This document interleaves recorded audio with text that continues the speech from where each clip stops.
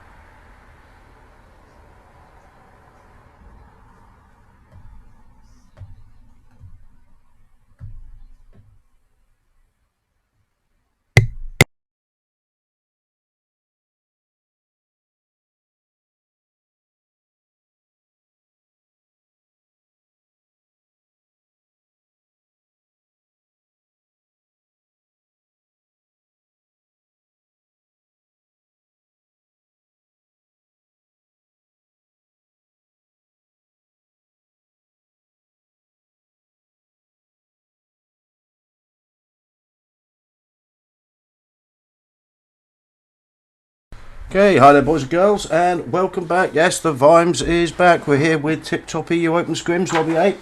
And yeah, had a little bit of a break over the New Year period. A few things to sort out, but we're going to be back streaming TipTop Scrims, hopefully at least once a week anyway. I've got 4 games for you this evening. Our first match will be on Erangel.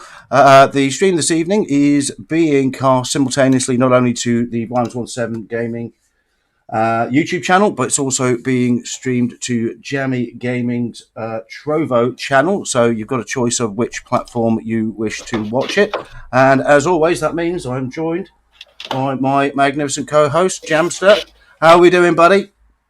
Good evening. Welcome back, Vimes. Absolute pleasure. It is good to have you back, my friend, and excited to do the TipTop Lobby A again with you. Yeah, should be a good one.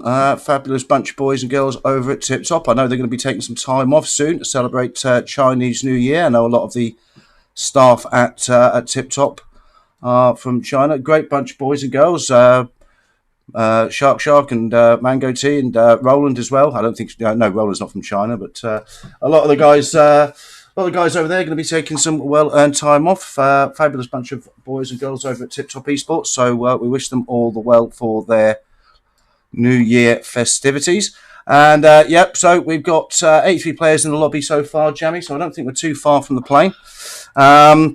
No, there's just one player missing, and I'll be honest, I've had the good fortune, as you know, I've been streaming, I've been cheating on Vimes, I've been streaming with Buff Absolutely. a bit recently, and we've had the good fortune to have done some of the Tempo Storm Pro NA stuff with the likes of Sixless and Juicy and Pittsburgh Knights, Nova, and I have to be honest, I don't think even in that pro lobby I've seen as many conquerors as there are in the TipTop lobby.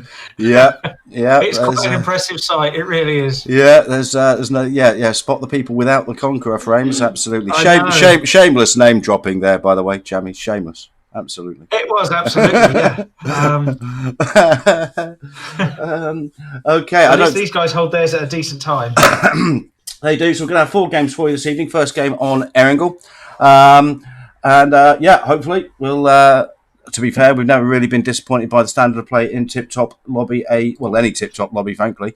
A lot of very, very good players, so I'm sure we'll get some excellent gameplay. Yeah, excited to have the stream also restreamed, so we get some stuff going on for your Trovo channel, Jammy. Absolutely, yeah. So yeah, it's a new one for us because normally we'd always stream on Vimes' YouTube, but we've connected up. We're using Restream, so we're now doing it to my Trovo as well. So it just makes it easier for the audience. You know, whichever platform you're more comfortable on, just head over. Yeah, should be. I mean, if you're watching this, then you already know that because you're watching it. Yeah. So Jamie and I mean, we'll be feverishly checking to see who gets the most views afterwards, and I'm sure that will come up once or twice in the post game analysis. Right, I don't think as I say, I don't think we're too far away now. Still got 83 in the play, 83 in the lobby, so. Looks like we're still waiting potentially for one more player, and it looks like we're going in now.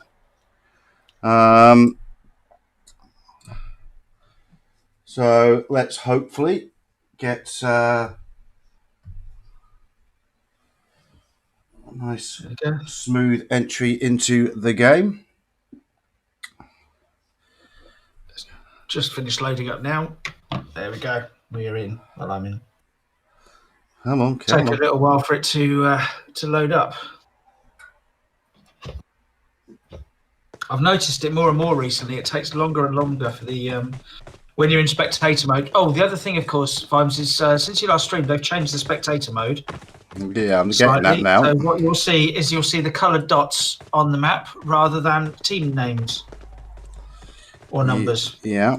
So it's not until you click on a player that you will see their team number or name. Okay.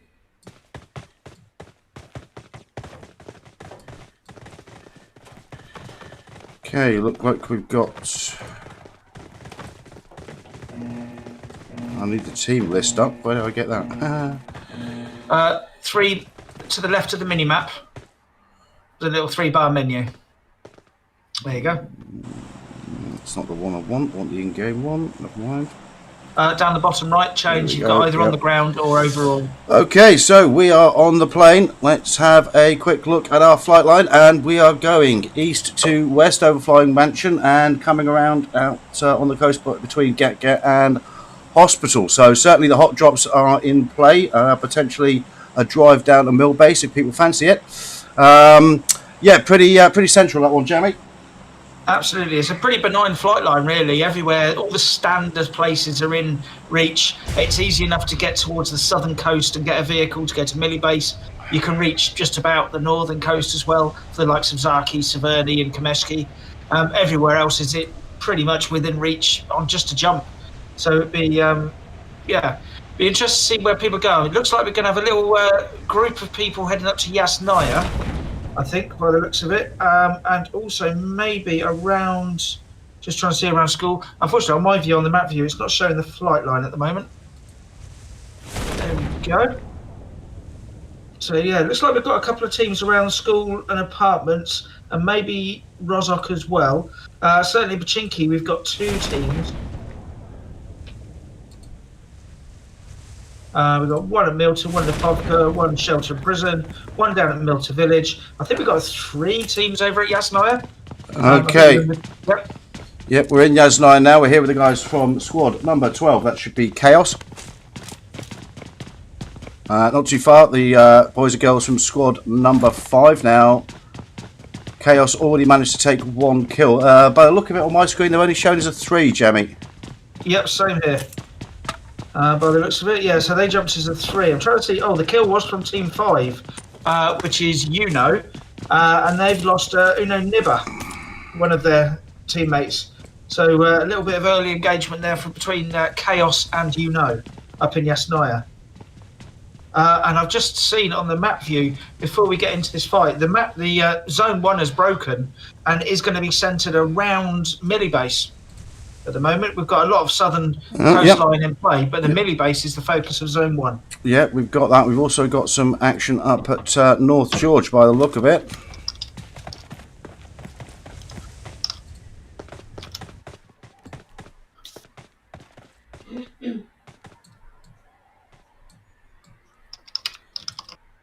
We've got the boys and girls squad number 23. That is Simply Business. We've got squad number 8.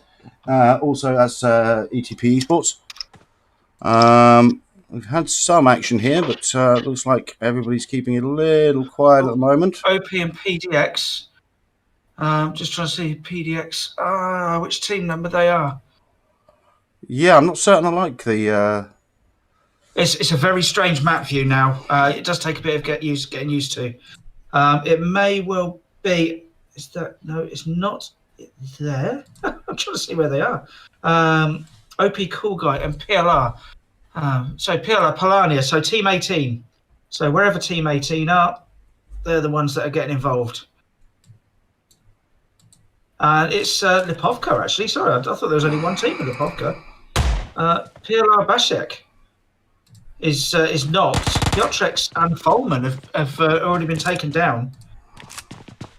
Okay, so here we are with, GGFF.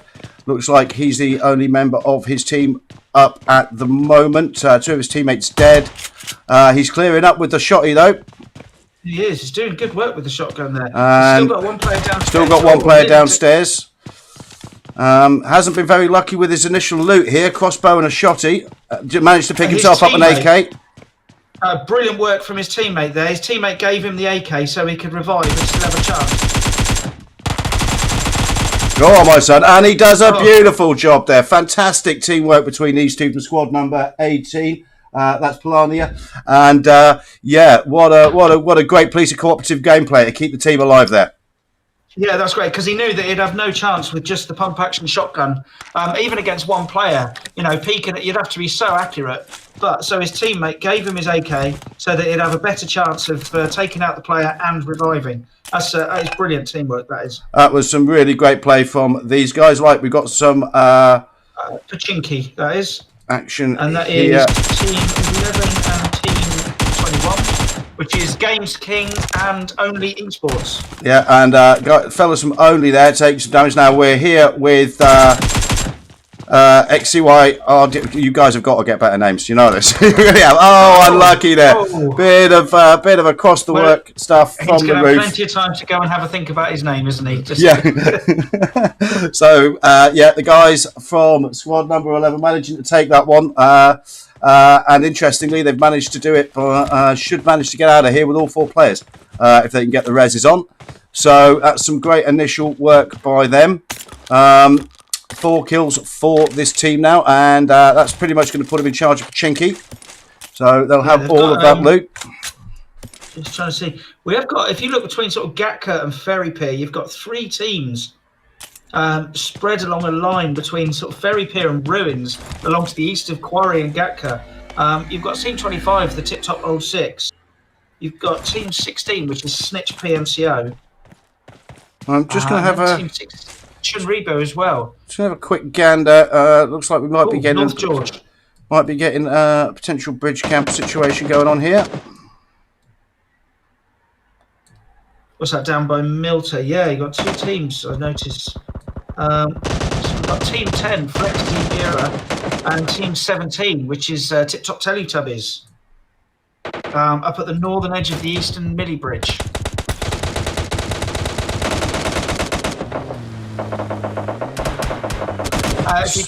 Click on the change button at the bottom right, and there we go. Okay, here we are with CN1. Good gunfighters all, as we know. Certainly covered them many times. They're getting into it with our friends from squad number 10, Flex D.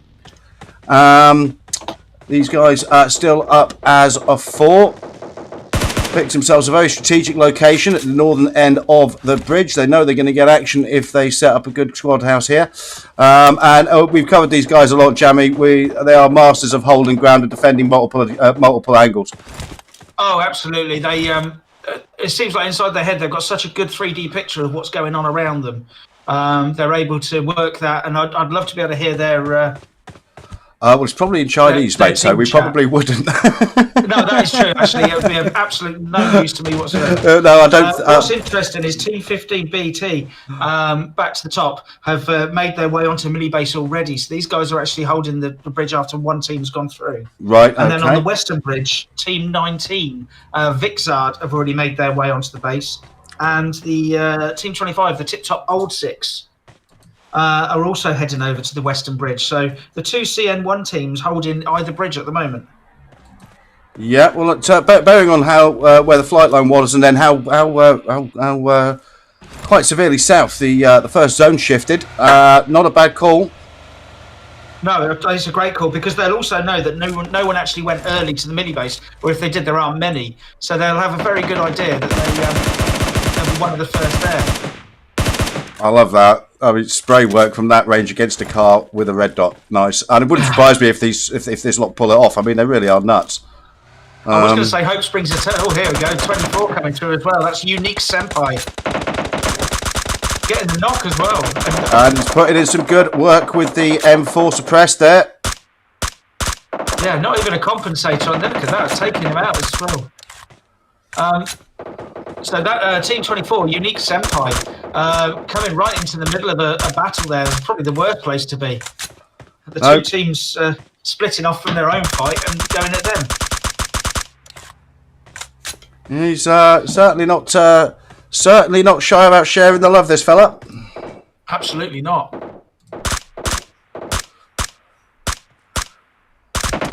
However, he's now taking some damage, hits the deck.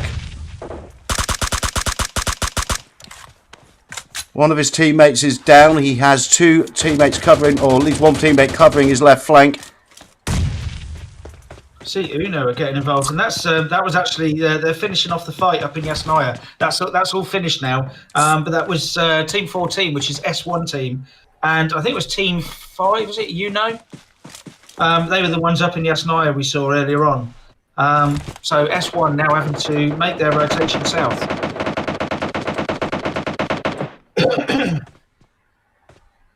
So we've also got. Trying to See, so about to join this fight. I think it's Team 24. Yeah, Unique Senpai. The one remaining player is coming in from north, just north of farm at the moment. So I'd imagine waiting for the zone to break. And phase 2 zone has broken. And Okay, it's even closer, these guys seem fairly happy to maintain control over their respective squad houses. Certainly had a good poke at each other. Now there is our next circle. We've still got a little, some teams up in Yasnaya actually. Unusual. Yeah, that's S1 team. They've just been finishing off their fight with and they came out victorious, but they had a couple of knocked players they had to sort out. Okay, so the Western Bridge looks interesting. We've got a couple of teams. Let's have a check out here. Yep. And that's Team 20 is Animals Lions team. That's Animals and Lions with a Z. So they've come across the bridge. They've seen that they've got Games King in front of them. And have taken a swift departure from the bridge. CN1 aren't too far away from this. No. Be interesting to see what they do, whether they hold this bridge, because they're all in zone. None of them need to push urgently. Do they hold position, or do they try and push their way off? Okay, well, we're starting to get some knocks established now.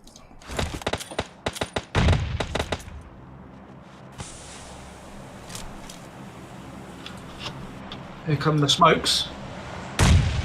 And there's a beautiful nade there. That takes up one of the players from squad number 11. That's a knock established. Are they going for the teammate, or are they going to... I think maybe they're going to have to leave him by the looks of it. Or they're just going to relocate.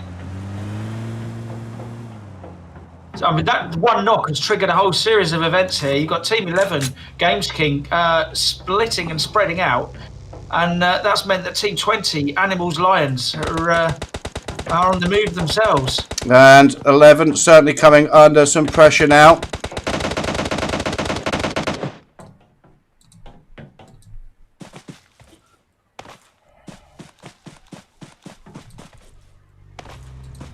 And over the top of the bridge, you've got Team 6, Chun Reboot, are about to... they're coming over the bridge now. So they're going to be coming right over the top of all these guys.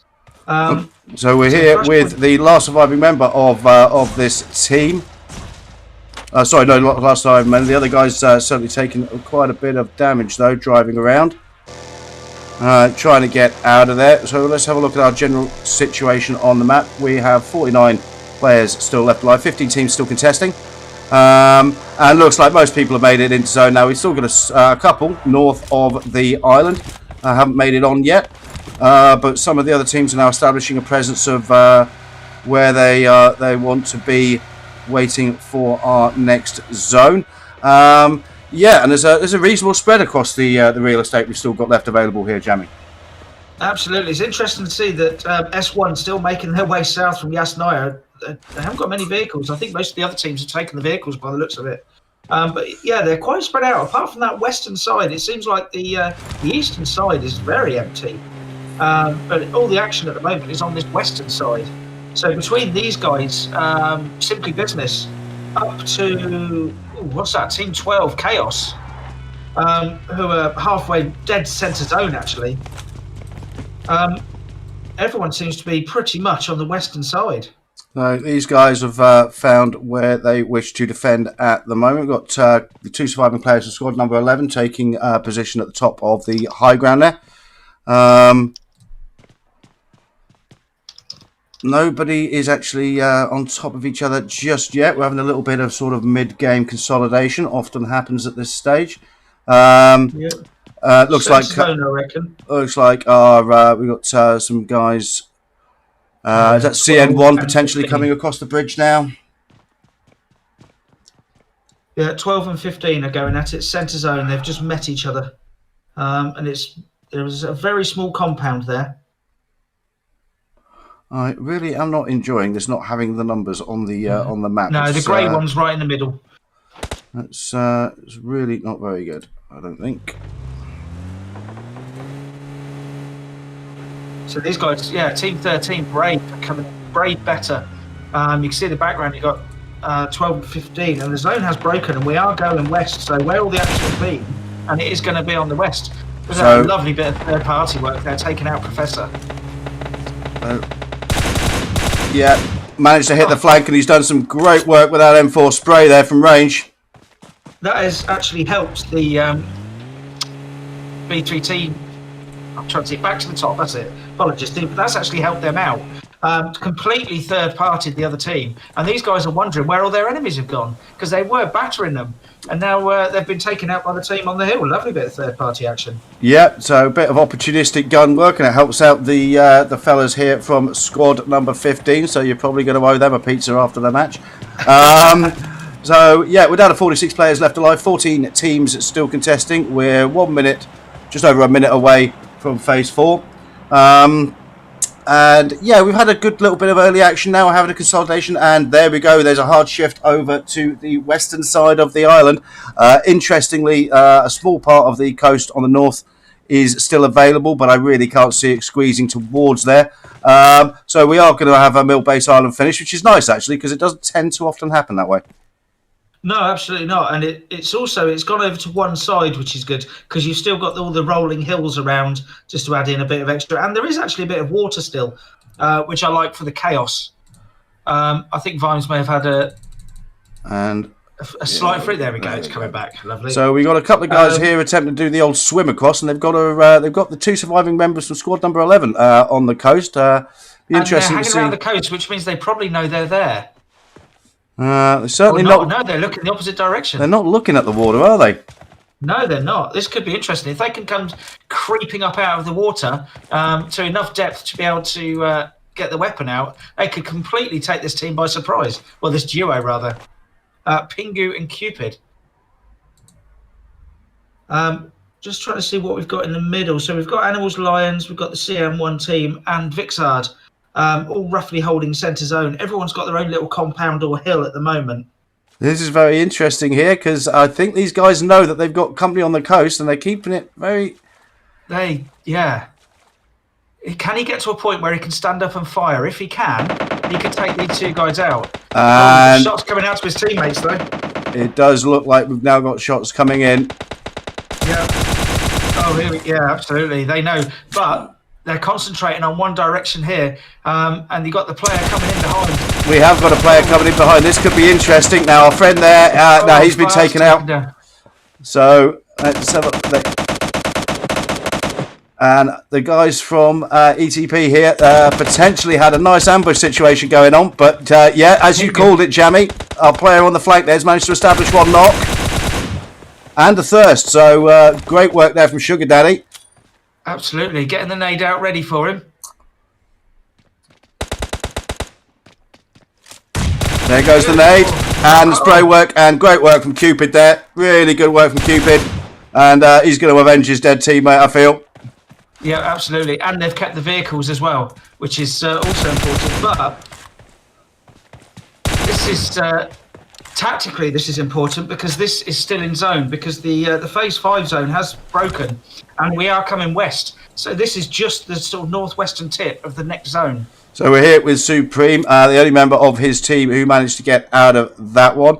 We're down to 43 players left alive. The circle's getting smaller and smaller. Yet the northern coast of the main island has been now completely taken out of play. So we're still here with ETP. Supreme, last surviving player. So yeah, he's got Cupid to his right. Here we see, yeah. So Cupid to his right. He's trying to get away and get an angle. Maybe. Oh yeah, he's going to go for the high shot. But he has got another team up on the compound now. I'm trying to see where. Yeah, team 23 there. Simply Business are very close as well. So he's doing the right thing, staying hidden. Bottom end, southern end of the Western Bridge, we've got. Some action there with the CRB. Apologies, that's the Chunribu. I keep wanting to say CM1, but it's not. It's CRB. So there's our situation.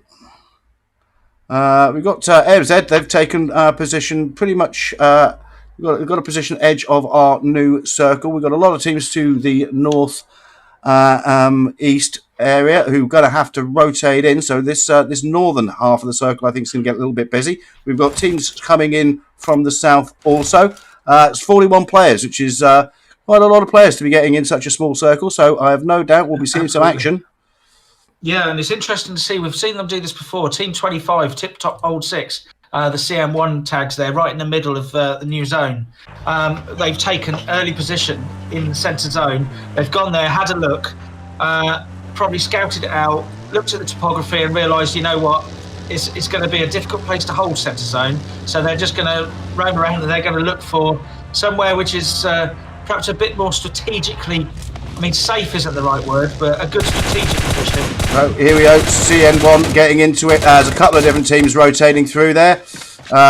Only managed to pick up 1 kill so far, this team. They have been involved in various firefights along the way. Now taking some rounds.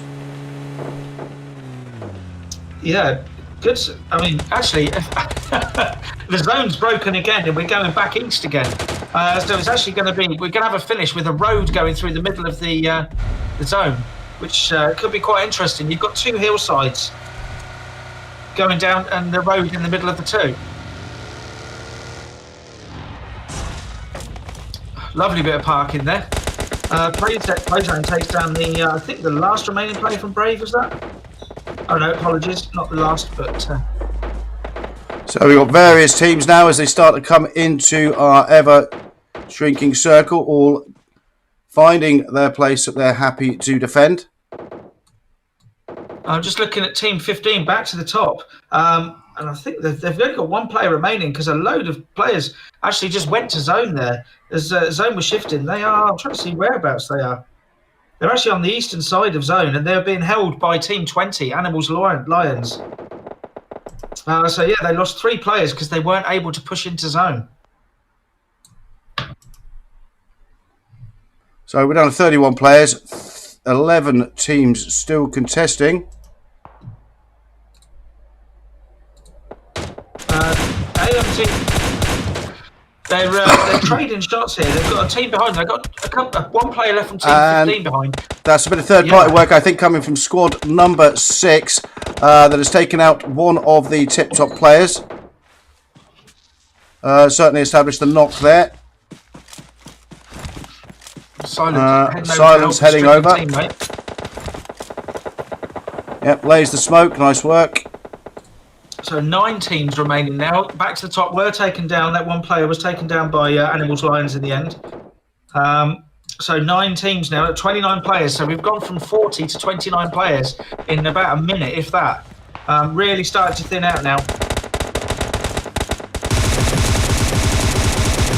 Here we are with team number 17. They're getting into it with multiple teams in front of them and behind them. And unfortunately for these guys, they've got great work there, establishing the knock. They've got to clear this fight because they've got to be thinking about rotations. We're phase 5 of the game, so it's going to start to hurt if they're out in this blue too long. Absolutely, only a minute to go, and it looks like, yeah, so they part of this building's cut off, so they've got to clear this. So they know where the player is. Up goes the molly. Does it connect? Oh, not quite. We know the molly's had a bit. Oh, I think he's there we go. And that molly did the work. It certainly did. So it's some fantastic play there. Yeah, I think there might have been a second one in through the window. That did the job. So 6 teams, 20 players remaining. We've lost half of our teams. Sorry, half of our players in the last minute. Oh, and some great work there was taking out one of the players. Should get rezzed okay by his teammate. But we have got players established on high ground all around this central location. And the fire is coming thick and fast from just about everywhere. This is what tends to happen when you get a lot of players late game coming into circle. Yeah, so this is, we've seen the shots coming in third party and from Team 17, which is the TipTop Teletubbies right down in the south. But they're under fire from 2 different teams. So I think that's 6 going to take it down. Indeed it is. So that's the Chunribo team down to 2 players now. They're being squeezed onto one of either hillside here. And somebody going towards the crate area there. And our guys from CN1, team number 17, and 1 player down, 1 player knocked. They've got a position right at the edge of the new circle here, but they're certainly having to fight for it. Oh, Oh, taken down by the exploding vehicle there. Was just slightly Oh. Wow, and a nade comes in and finishes him off. What beautiful work there. So we've got Shiyu here. My apologies for probably the horrendous pronunciation. But they're certainly going to be pushed now by the guys from CRB, I think. Yep. Yes, they are going to try and get a vehicle, but they just can't. They're being pushed so close. They're not doing this long distance. They're going up close and personal here. No sniping in this battle. Fate Lang is doing some stellar work. That's the second player he's taken out. Yeah, and some great work. Look at this. Look at this. 17 kills established for these guys now. There are 2 players down. 1 knocked, though that should be rectified pretty soon. And they're still holding this very difficult position edge of circle.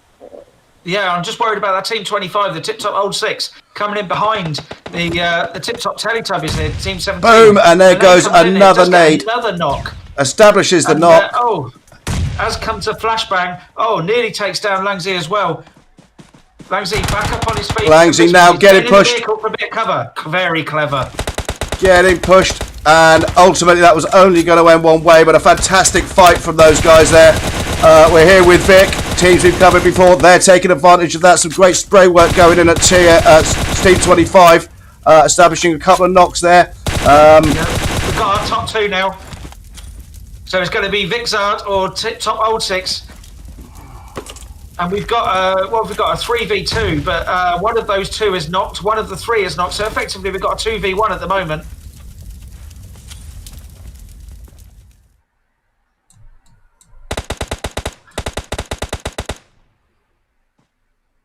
So that is our situation. So smoke's going out, getting some meds in.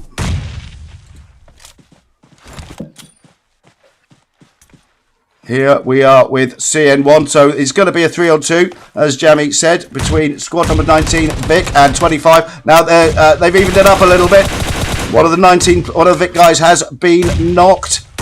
And boom, a fantastic nade, blows that vehicle, knocks the player, takes a huge chunk of health out. This could finish it. And there we go, that was it. Yeah, flanking manoeuvre and more nades came in, and that was a very, very destructive end there. Vic played that beautifully well, despite taking a knock as they came in for the push, and they really did do the business there. Well played indeed to those boys and girls. So Vic taking in first place. These guys established 6 kills. CN1 in second place, 7 kills for those guys, and AMZ in third, 4 kills for that team. And yeah, we've got to be looking at these guys here. Was it? Let's have a look. That's what, 17 kills for that team. Fate Lang, who we did cover there. Looks like Team 17. That's the TipTop Teletubbies. Yeah, that's the Teletubbies. So that looks like Fate Lang is the top fragger in that game thus far. We'll have a quick look at the rest of it, but certainly we covered some of that action from Fate, and went out in style. Got pushed very, very, very, very hard. Did some business, but ultimately got pushed and was taken out. But yes, you do have to congratulate the boys and girls of CN1 and Vic there, with Vic coming out triumphant of what was a very exciting conclusion to game number 1. Okay, boys and girls, we're going to take a very short break, and we will be back with you very shortly indeed. Bye for now.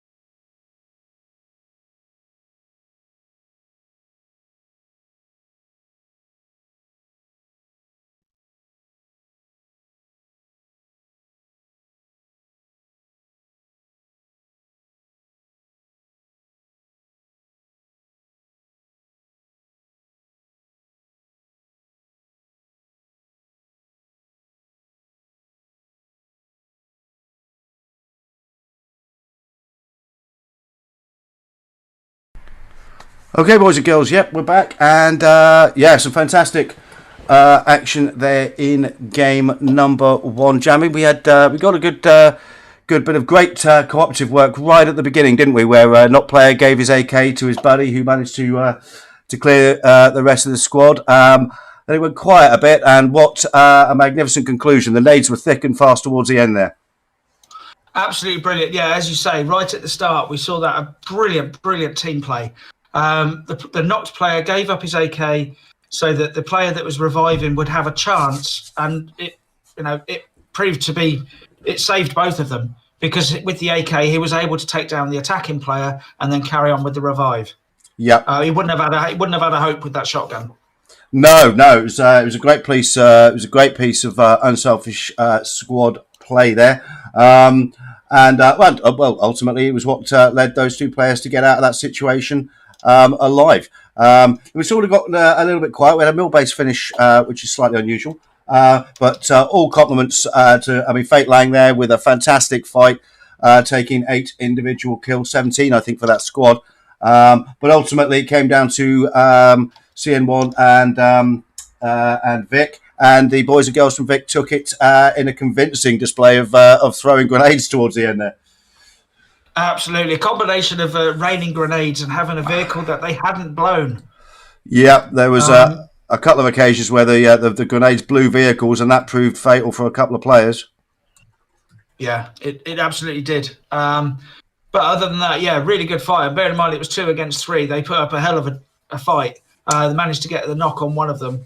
And that was after one of them had been knocked already. So they managed to get a revive and put up the fight as well.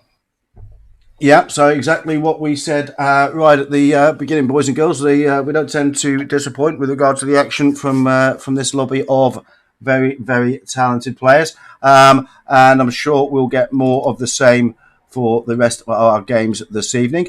So we'll shortly be going into game number 2. We've got 56 players already in the lobby, so we're probably only a few minutes away.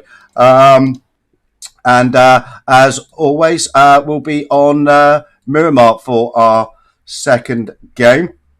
And if memory serves, Jamie, we always tended to, as you know, Miramar, I think sometimes from a streaming point of view, can be a little quiet. Such a big map in the early stages, and often you do get into long-range sniper fights. I mean, it's great when somebody pulls off a wonderful long-range sniper shot. But sometimes it can be a map that where a lot of combat takes place at distance. But to be honest, we haven't. I certainly, that's not my overriding memory of TipTop Scrims on Miramar. They tend to be pretty exciting games. Absolutely, and what you tend to get is you'll get some teams, because teams will have their set drop locations at this level. And some of them will be the same place. So you might have Picardo or San Martin or somewhere like that. Chumacera is the current meta, where a lot of teams go down to Chumacera. And you'll get that initial flurry of action. And then, like you say, because it's a large map, once that initial flurry's gone, you do tend to get a rotation phase. You get people looting. You get them planning their rotation depending on where the zone is. But we do find that the action comes quite quickly after that, because because of the size of the map, they want to get to a good location quickly. They don't mess around on the edge of the zone. They will tend to go in towards centre zone once we get into phase sort of 2, maybe 3 of the game. So that actual looting and rotation phase doesn't actually last as long as it might do on some other maps. Yeah, certainly. I know it's one of your favourites, and we all have our sort of favourite maps, favourite style of gameplay. From sort of the chair that I sit in now, as long as we get good, exciting gunfights, good strategic rotations, plenty of action, then that's exactly what we want to see. And with this quality level of players in the lobby, I have absolutely no doubt that's what we'll get on Miramar. Absolutely, yeah. And we'll also see some really good sniper shots. Okay, Jerry, stop getting excited. Okay, keep it clean. For those that haven't watched us before, yeah, Vimes and I, as well as our commentating style, we also have a very different play style. So our play style is Vimes is up close, personal. He likes a gunfight. He would do it with just fists if he could. Yeah, I would. Yeah. I prefer to be 200 meters away with a nice powerful sniper rifle in my hand. Yeah. To be fair, I mean, they're speaking seriously. I mean, when you have squads at this level, they do have delineated roles for individual team members. Because I mean, at this level, all of these players are going to be able to pretty much fit into whichever role they can. But I mean, certainly the designated sniper is a very specific role in team. I know a lot of teams at the high levels. They even make sure, for example, that the snipers always have the best level helmet within the team to make sure, because they're going to be poking their heads out a lot. I mean, they go down to the level of making sure that each individual role that the players carry out, they're geared up for that role. Sniping is a very important one. In-game lead, obviously, a very important one. Fragger and Stormer is an important one. I mean, at the end of the day, the teams that tend to be the most successful are the teams that are able to bring that level of organisation to their gameplay. Yeah, absolutely. And a map like Miramar, somewhere like Sandhawk, you might not even have a sniper designate. You would have, the support role. You would have someone with a decent scope, but you wouldn't necessarily have a sniper. Whereas on Miramar, you might even have 2 designated snipers, or at least maybe a DMR. It was one of the things I sometimes got a little bit frustrated with, especially on Miramar, playing in squad games with pals and things, because everybody would grab a sniper rifle. So, guys, you've got to have a couple of double ARs on the team, or at least one double AR on the team. It's just you've got to have some as balance. Much as I love a snipe, I love a sniper battle myself. My skill isn't the up close, but you can't have everybody 250 meters away. No, you just can't. You need to have someone willing to go up there and do the dirty work. Yeah. Somebody's got to get their hands dirty. Okay, I think we're about to go into game number 2. Game screen is just loading up, and I think we're in. There we go. So it'll be interesting to see what flight line we get. Because whilst teams will have their preferred drop zones, a map as large as this one, sometimes those just are not feasible from the flight line. So we'll keep an eye on that as we go. It looks like we've got a full lobby. We have 80 players in, which is good. I think there was one team missing. I didn't see which one it was, but there's one team missing. Okay. I'm sure we'll see it on the list. 80 players in the lobby so far. And here we are. We've now got the plane. Team 16, Snitch PMCO, are missing. Rightio. Okay, we got north to south, Jammy. So certainly Picardo, Hacienda, Los Leones, all well under the flight line there. It could be interesting centre map. Absolutely. So you've got a lot of the generally hot locations everywhere else, because of the number of vehicles that they will have on here that, they will be able to rotate to wherever they want to go. We'll probably see a couple of teams go to Chimacera. I'd imagine we'll see 1 or 2 teams go down to Valdemar, maybe even Prison Island. We see a couple of teams jump early, one going west, one going east. Yeah. BR, I think, is that Team 22, Belrev. They actually got quite late on in the game in the Erangel game 1. They didn't feature a huge amount, but they did do quite. It'll be because you're watching that and your game screen on your. It's actually doing okay.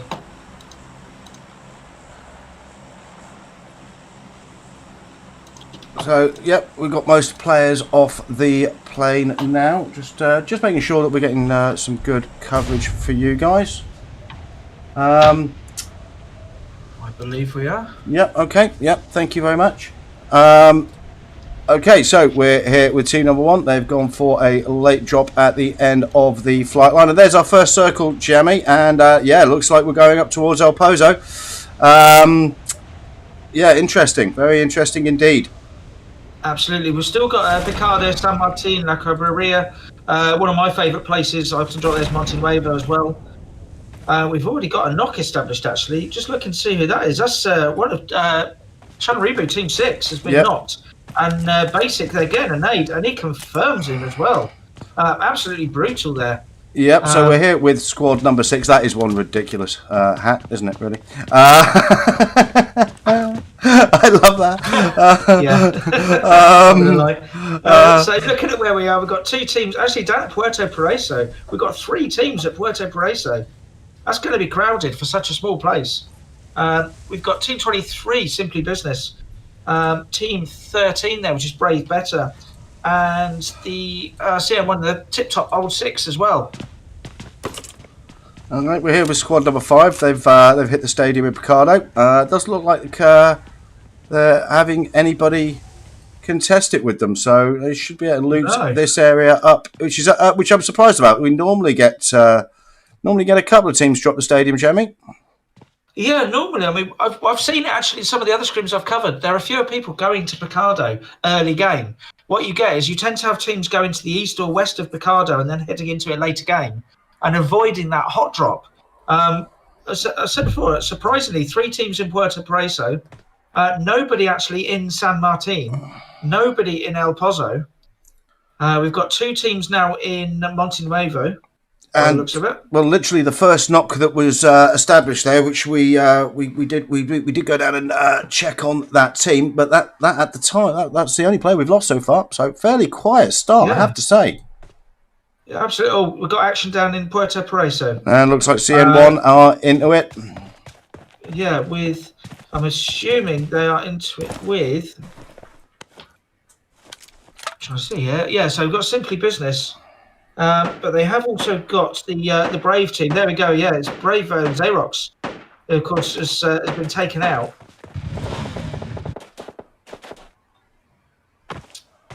So we're here with Silence. Pereira's been taken out. We're here with Silence from CN1. What's he rocking around with? Looks like the Uzi and the AK. He'll be looking to swap that up. Very good up-close personal gunfighter, Silence. Hence one of the players I like to watch.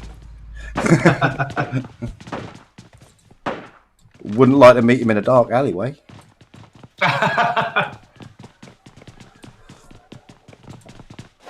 Now, in the red zone, we've got the back to the top team, B3T, who are just on the outskirts of Chumacera, and they're about to be joined by Chunribu. Well, 3 of the players from Chunribu, of course, because one was taken down, as we saw earlier. So just that's it, just on the outskirts of Chumacera. But also they are in the red zone. So whether they'll risk being outside and exposed. So we are here with B3T.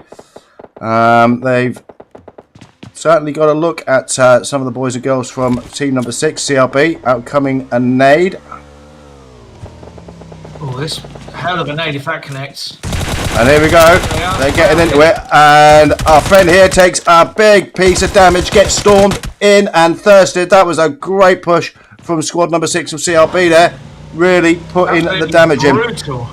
Brutal push that was. These guys weren't messing. Those guys weren't messing about, were they? Absolutely not. No, definitely not. So we've got a bit of action over in Montenuevo at the moment. We've got Team 17, the TipTop Teletubbies, and they're in Montenuevo. I'm trying to see who they're in with. With me. There we go. Team 10, Flex D Era. And our guys, the era Team 10 have lost a couple of players already. Looks like squad number 12 here in the middle of a gunfight also. M762. Guns for an iron sight. Iron sight spray at that range. That's I love the iron sight. I love that gun, but you need some sort of scope because the iron sight on that is a horrible, horrible thing to use. And to be honest, it's not that. Well, I personally never found it that accurate from that kind of range. That tended to be the one that I like to shoot people in the face with. From that kind of spray range, I think I'd go M4.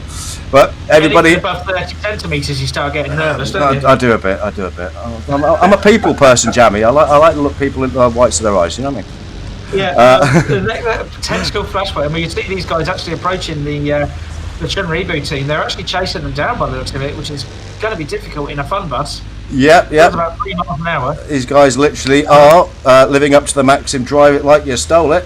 Up in Cruzaval, up in the north, we've got Team 24, which is Unique Senpai, and Team, who's that? 18 Polania up there. Now, Polania have got 3 of the Unique players surrounded here. Whether they know that, I don't know. Well, we're here with our friends from squad number 24. I think they're certainly aware of each other. Yeah, the Team 24, they've got one of their team members further south. He's gone to get a vehicle, and he's just coming up to rejoin them. Our friend here making sure that he's got everything he needs. He's got a pan and a gas gun. He's not afraid to use either. But it does look like we're getting into some action now. We've got one of these fellas knocked. Oh, sorry, I got worried then. My screen disappeared. It's back now. They certainly know they're there now.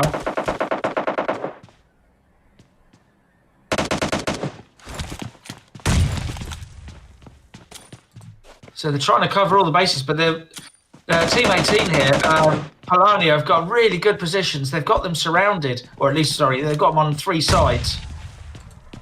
We've got to see if they can make the most of that.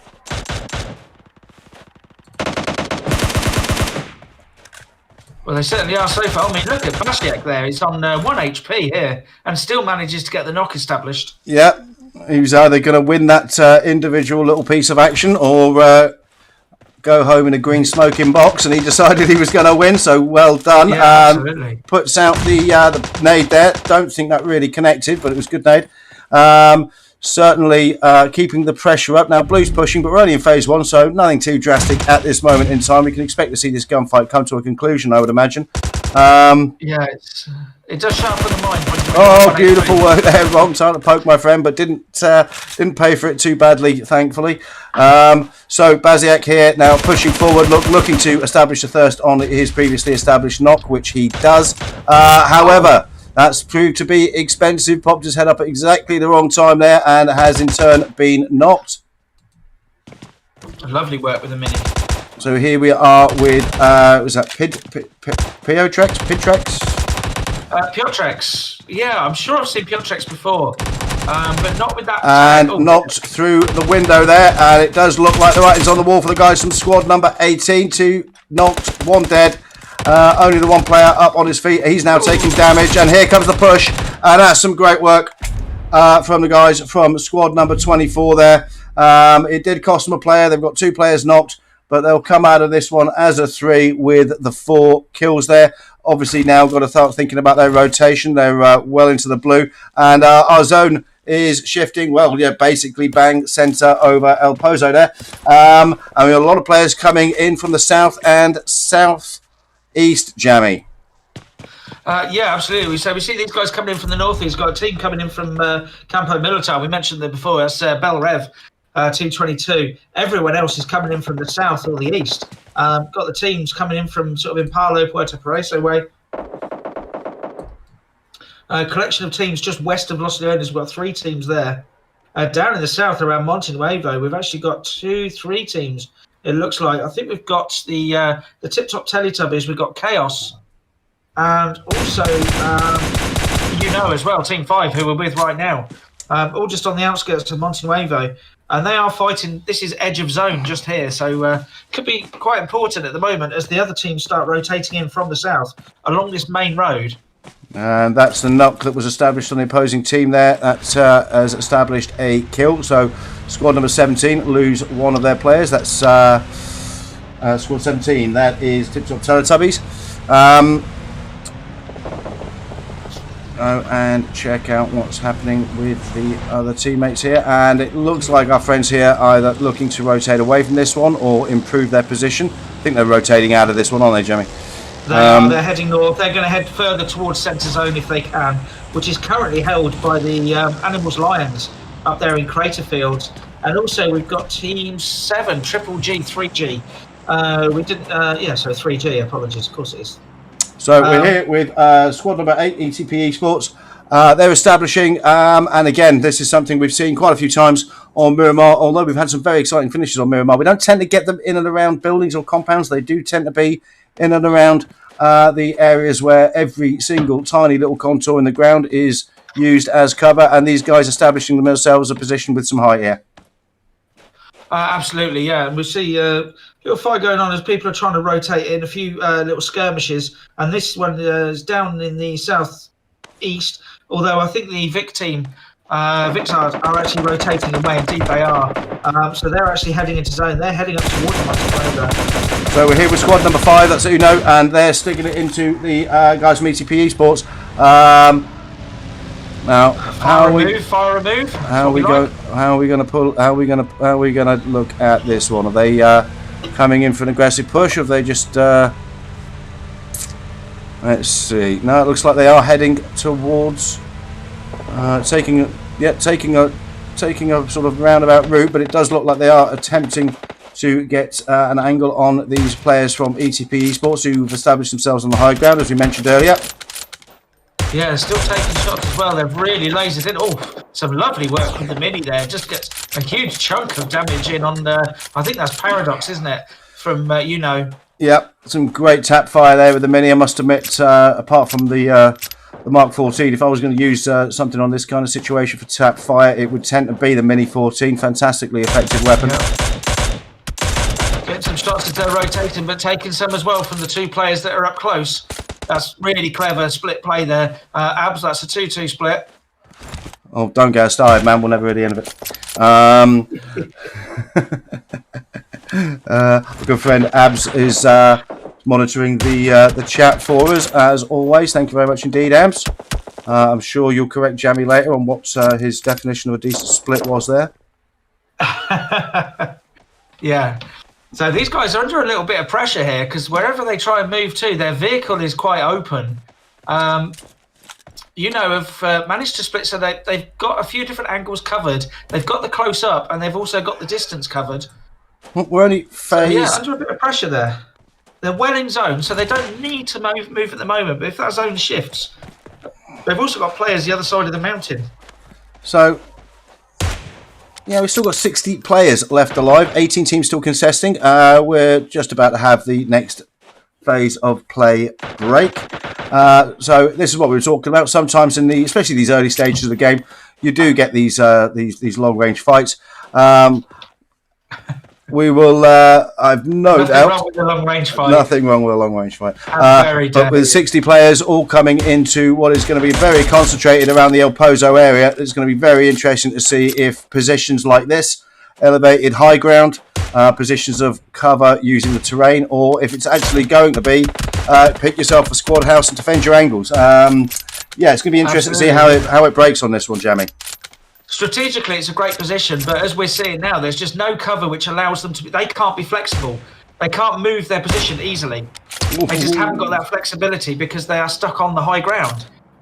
Whereas Team 5, they were able to be flexible, they were able to move around. What's not rendering in the background, of course, is you've got the big warehouses behind them. He's just waiting for that head to pop up just slightly too long with the Car 98 there. Yeah.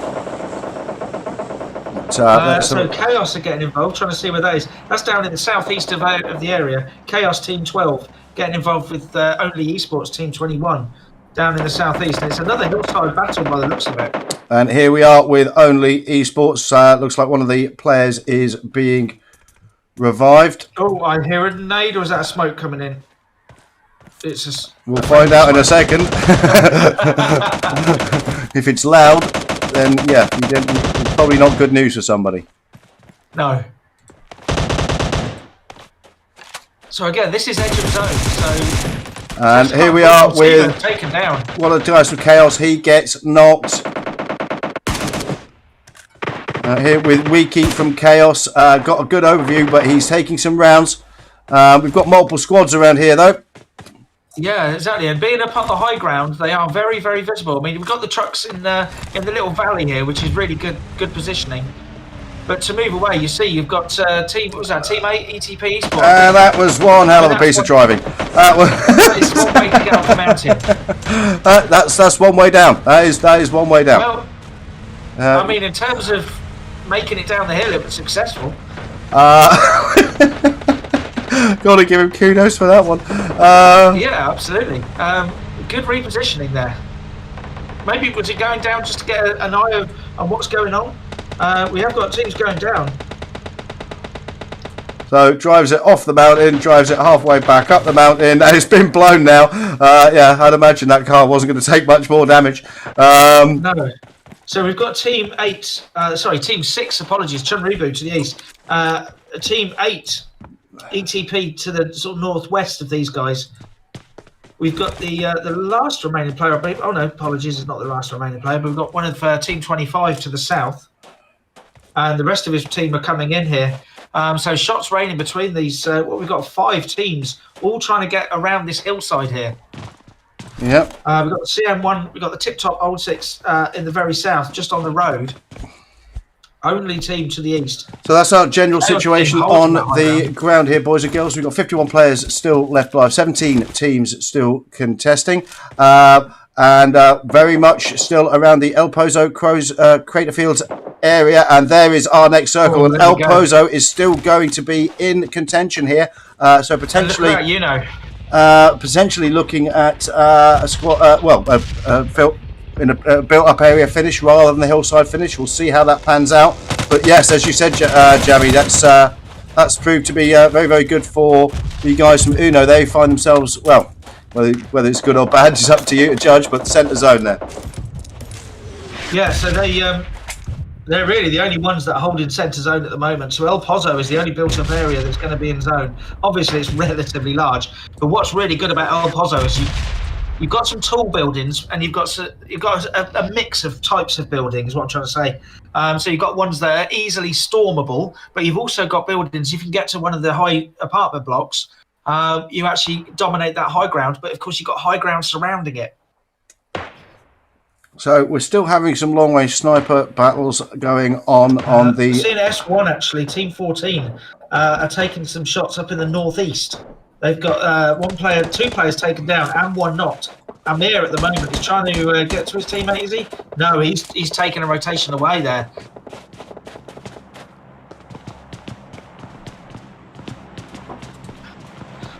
So Team 22 just to the north of they've also got Team 23, Simply Business. So Amir, the last surviving member of his team, still putting in some rounds, putting up a fight. He's got teams all around him here, so he's in a very, very difficult situation. He's in a bit of a crossfire, so potentially looking to establish himself just a little bit more cover.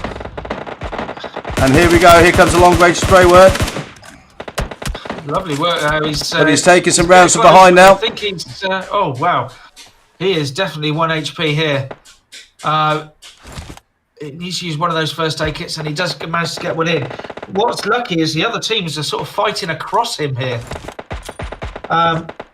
Because you've got Team 23, who are the other one, getting involved as well, and Team 22, all getting involved. We're here with squad number 22. This is Zombie putting in some tap fire with the suppressed Mini-14 there.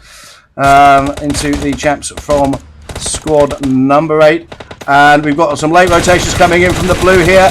Out comes the M4 with the spray, and yep, and they know they're weak from the blue, so they can just unload into them. And 23 also trying to establish a rotation back into the play zone here. Yeah, Amir's waiting for him as well. So if they avoid this fight, they'll have Amir, the solo remaining player from his team, still going. Bad Boy can take him down by zone, and he's going to be finished off here by Team 22, I believe. Yeah, I think that's Bad Boy. And Pavlich here really fighting to get into zone, and he's well out in the open. There we go. Oh dear. Beautiful piece of work there. Ran face first into a 5.56 fired by team number 8 there. That will often ruin your day. Amir taking his buggy, and he's getting out of there. He's not hanging around for the fight.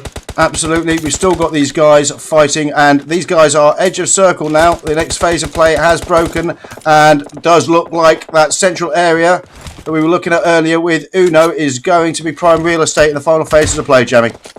Yeah, absolutely. Uno and 3G currently vying for that centre position. Amir has made it in on his own. We've got the Animals Lions are in the north of zone. We've then got Games King and who's that? Team 9. Apologies, 1% in the west of zone. Uno, interestingly, have got a separate player to the south of zone. Okay. So we've got 3 zone. We are here with squad number 19, our friends from Vic. These are the guys who were the winners of game number 1. Now they're 2 players down, but they're trying to put the hurt into squad number 8, who were camping the high ground there, and now trying to make their way into circle, and Vic making them pay for it. They're holding this warehouse area with just the 2 players and doing a very effective job, I have to say. Absolutely. Oh, lovely work by Tempura and Hydra there. Really important, this edge of zone. I think they've cleared out the threat, haven't they, from edge of zone? There's no one else out there in the smoke. Maybe they haven't. They obviously don't realise how many went down to zone then as they were coming in. Everyone just about is in zone. We've only got the, I think it's Team 17, the TipTop Teletubbies, are coming into the south of Hydra. 17 still establishing themselves, trying to make their way in now. We're down to 22 players left alive. 10 teams still contesting at this point. And it does look like we're going to get some fighting in and around. Not necessarily a built-up area, but there are going to be areas of cover using these buildings. Yeah, and half the stadium's going to be in zone, which is interesting. See if teams will use that. Because obviously on one side it's completely open if you've got people behind you. But you can use the seating as cover. Triton is taken down. Morn's taken down by Cupid. We are down to 9 teams. Only 18 players, 9 teams remaining already. We're phase 6 of the game. Phase 6 of the game, and yeah, we're going to be in and around this stadium area in El Pozo. 7 and 5 established themselves a position actually fairly early on in the centre of this zone. It broke really well for them, and they're still managing to keep edge of our next circle, so they can expect a lot of players to be pushing in towards them now. Absolutely, and that's the nature of having this urban zone where you've got buildings, is they can be pretty much on top of each other. If it was an open, look at that Psycho. Oh, Psycho caught in the open there. Caught out in the open. Some great spray work by Magnum there. So these guys making sure their back door is clear. They know they've got players potentially going to be coming in. They want to close off that direction, but they're now getting into a fight with GK as well. And Magnum still doing the work with the spray there, really putting a hurt on. Needs to get himself some meds in now. We're down to 13 players left alive, 6 teams still contesting. Phase 6 of the game. 4 teams. We've gone down to 4 teams, 11 players already. In, 10 seconds, we've gone from 6 to 4. And we are going to shift away from the stadium. It's going to be around that roadside. So you've got the warehouse on one side, which isn't quite in zone. You've got the buildings this side, which isn't quite in zone. But I would say Uno here, Team 5, have got such a great position because they've got players either side. Now, if Nish, who's on the other side, can hold his position there and make his way into zone safely, he could act as an absolute spoiler and point people out to the other 2 players.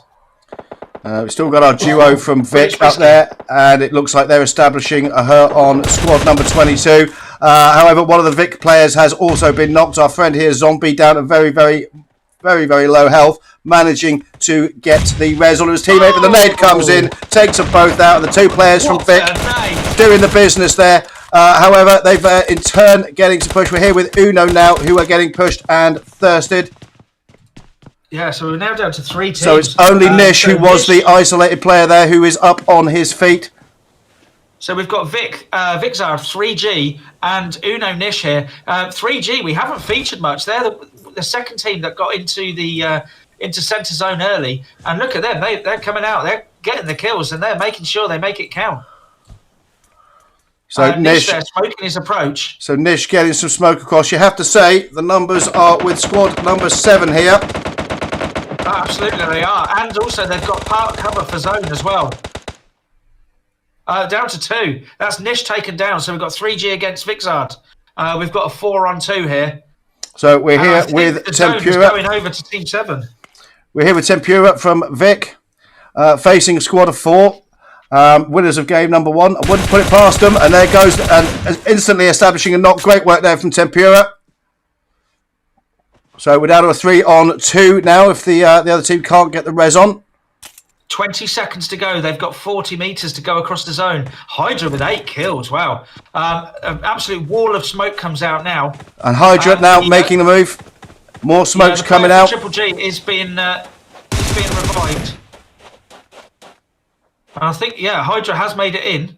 He knows there's someone to his left. He would have heard footsteps, I'm guessing. And there he just had a peek there. There we go. However, oh my word. Hydra on fire. Molly comes in, does some great work on Hydra. Hydra desperately trying to get some meds in. Free kill from squad number 7, still not at this point. Hydra now taking some shots, getting pushed on. Great use of the cover there. Out he comes, drop shot. What a move. What a beautiful piece of gunplay. Good, beautiful piece of gunplay there from Hydra, getting some meds in. So the two guys from Vic on their feet. And fighting for all they're worth here. Hydra does need to get some more meds in himself, though. He goes and gets a first aid kit off his teammate Tempura. Another great show of teamwork. We saw it in game 1 with sharing weapons, and we've just seen it here sharing meds. Oh, the molly comes in. They're going to try and set fire to him again. Through the smoke there, Hydra getting some rounds in. So we're down to 2 teams, 4 players left alive. So the guys from Vic here, they've evened it up to a 2-on-2 fight. And another knock established.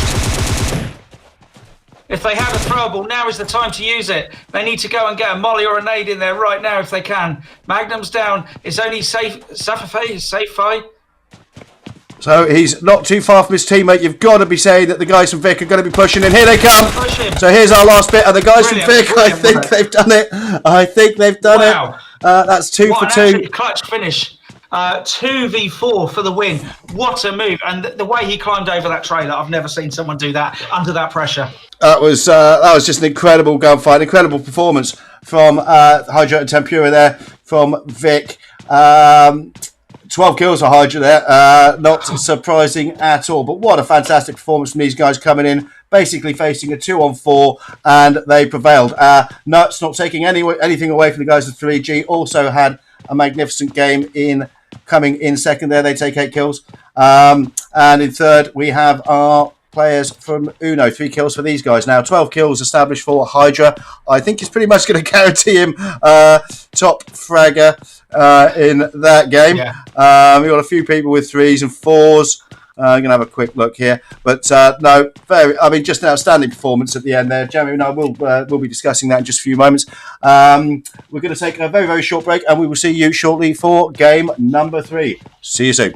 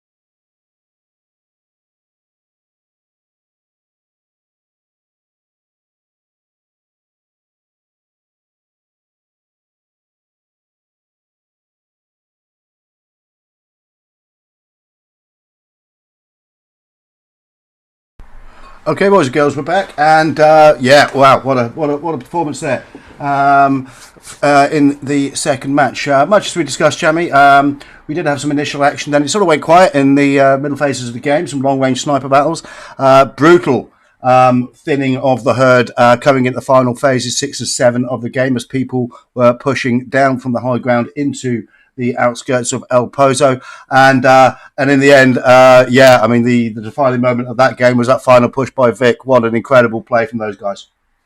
Absolutely, it was. Yeah, and as you say, we thinned out a lot when people. One of the disadvantages of the high ground is if the zone shifts away from you, you have to get off that high ground. And you are very, very visible when you do it. And we saw a lot of players get taken out on that slope. Absolutely. I don't recall the name of the player actually now who did it. We did see somebody come up with a rather novel way of coming off the high ground in the old Dodge there.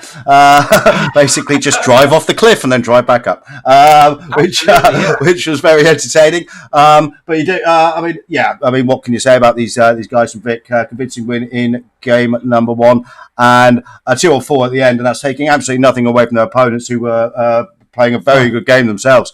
But ultimately, when it came up to the up close and personal, the gunfight, the two players from Vic there, Tempura and Hydra, wasn't it? And Hydra there, absolutely great teamwork between these two, getting the meds in, establishing the knocks, thinning the herd.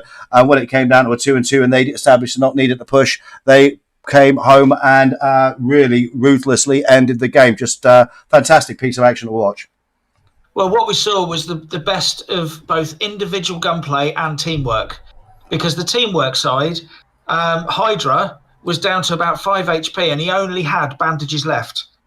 And so he went back to his teammate and his teammate shared a first aid kit with him, which gave him the health he needed to be able to take on the other players. Now, that allowed him to show his individual gunplay, and he came out of it with 12 kills. And for me, that work around that tipper truck I must admit, when I saw him jump on the axle part there between the trailer and the cab, I thought, I wouldn't want to get stuck around there in the middle of a gunfight. But it's obviously a move that he's practiced before, because it proved incredibly effective. It gave him the cover he needed. He popped cover, dropped down, did a drop shot, and ultimately, it did take a chunk out of him, but it cleared out that left flank for him. The guys got medded up, and then that allowed Vic to effectively establish a 2-on-2, and then it was simply a question of who was going to prevail in the 2-on-2 when they finally had to push forward. I mean, you have to say, from a tactical point of view, I mean, the guys at G3 there, they had the position. It was Vic that had to push aggressively, and Vic didn't have the numbers. So to not only win the individual gunfights, but then to be able to push across the open ground the way they did, and then push into a defended location. What can you say about it? I mean, it's just some incredible play. It was a great bit of play. It really was, and perhaps 3G, because they hadn't been. I mean, they'd been involved in a few fights. I didn't see how many kills they had. Apologies. There's a few. I think it was about 10. I think they had quite a few, but maybe the momentum was with Vic. I mean, we saw the nade on the two players from another squad. I can't remember who it was. Apologies, but in that building, as they were getting revived, and the perfect nade coming in and wiping them out. So the two guys from Vic were obviously feeling pumped. They were feeling good. And when you play with that confidence and you're loose, you feel like you can take on a squad. And, well, apparently you can. I certainly, now, I can't remember if it was a TipTop scrim we were covering. It was a while ago. But I've certainly covered at least one event where Vic, I think it probably was a TipTop scrim, where the Vic guys sort of won 3 out of 4. I mean, if they're in the mood for it and they're up for it, they are an absolutely lethal bunch of players who also have consistency at times if they've really got their iron. And they've certainly shown that this evening, taking convincing wins in games 1 and 2. Absolutely, yeah. That was a hell of a finish. It really was, and for it to be 2v4 as well, that just made it extra special. And that was something else. Okay, so we're not far off now from game number 3, probably just a few minutes away from the plane. Game number 3, one of my favourite maps, Vikendi.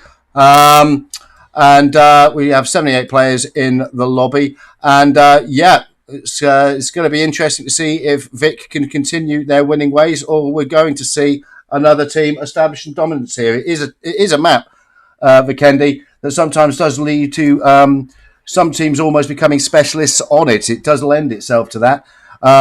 Some players really don't like it. I've always enjoyed it. But it is a map where squad tactics, with regard to the sort of the crash and storm of building, really do come into the fore because so many compounds along the way during your rotations. Absolutely, and what you find is teams that do well on Vikendi are the ones that can remain flexible. They have a good in-game lead because the nature of Vikendi is you get crazy zones. You often get very compressed zones because it's often coastal. The first zone is usually completely brutal and takes out half the squad, half the teams. And so you need someone that can actually read where it's going. You need someone who's got that strategic mind that can say, okay, we're going this way. And it is slightly unusual map. And like you say, that sometimes leads itself to having some specialist teams or specialist players. But for me, it's the ones that remain flexible and can move quickly that do well on Vikendi. Vikendi, I think, is a map that more so than other maps. Some people may find this contentious, but I think more so than other maps that you really do have to have confidence in your IGL because that call to, even if you're in the middle of a fight, to either end it or rotate is always a very difficult one in any situation. But on Vikendi, it's vital because so many squad houses, if you don't get rotated, if you don't establish a presence, you can very easily be coming out from the blue, trying to establish a presence in zone, and find yourself in front of three other squads all fighting out in a compound. It is a map. I think that the in-game lead really does have to know their stuff. And the blue zone hurts on Vikendi. You know, on like phase 1 of Erangel or Miramar, it's a benign zone. You know, it hurts a bit, but not that much. On Vikendi, the first zone of the blue does. I don't know if this is borne out by the facts, but I've always found it seems to hurt more on Vikendi than any other map. That's because I'm usually being shot in the ass as I try and rotate. That's normally because you're 200 yards behind there with a sniper rifle, mate. That's what it is. That's normally why the blue hurts you on Vikendi, because you spend so much time in it. Okay, I think we're about ready for the plane. So here we go. And let's have a look at our flight line. Ooh. And okay, so we're going from Winery to Dobro. And as Jemmy said, in the pre-match there. Vikendi is all about where the first zone pops. It can be absolutely brutal, so we'll look out for that. Well, we've got a southwest flight line, so it's probably going to be a northeast zone somewhere around Cosmo and Trevno. Yep. We're going to follow our friends from Vic down on the drop, but looks like we've got a couple of early levers. Let's have a look. Yeah, guys going over to Hot Springs. Interesting to see where Vic are going to drop. Are they really going to do straight under the flight line at Dobro at the end? That's going to be interesting. They've got the gun skills to pull it off if other players want to come with them. So they're on the plane now. Teams fairly spread out. Well, I think we've got we've got 3 teams over at Villa. Are they going over? No, they're going over Villa. By the looks of it, Garoka looks like it might be a busy place. We've got about 5 teams. Depends if teams are actually going over it. I think we're going to have 2 heading over to Krichas. Only the 1 team back to the top are heading over to Dobro. Teams are fairly spread out. We've got 2 teams heading to Pod. Wow. There is our circle. I called it northeast, but we're going southeast. There is our circle. That's exactly. That's what we're talking about. 3/4 of the map gone before most players have even got their first loot and hit their ground. Okay, let's see if we can get into some early action here. 2 teams at Garoka. We got. Here is squad number 22. They are getting into it with our friends from squad number 8. We were covering them on the high ground in Miramar in game 2. However, 1 has already been taken out. Great work there from Aeromine. Again, apologies for the mispronunciation, if that is the case. Great work there. Managed to get himself, but actually a pretty great couple of weapons to drop on for these early stages of the game. M4 Uzi. Some nice initial work there, Jamie. He's got a player above him by the looks of it. He knows there's somewhere. I'm assuming there's someone right above him. But he's, as you say, he's got the perfect weapons to drop on, especially if you're going for a bit of an urban push. Uzi M4, AK though, that's a very good weapon in itself.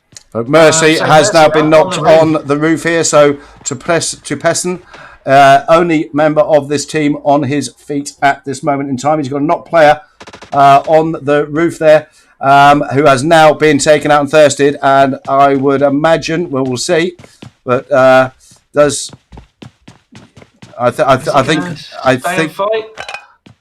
Personally, I'd use the buildings and rotate out of that one.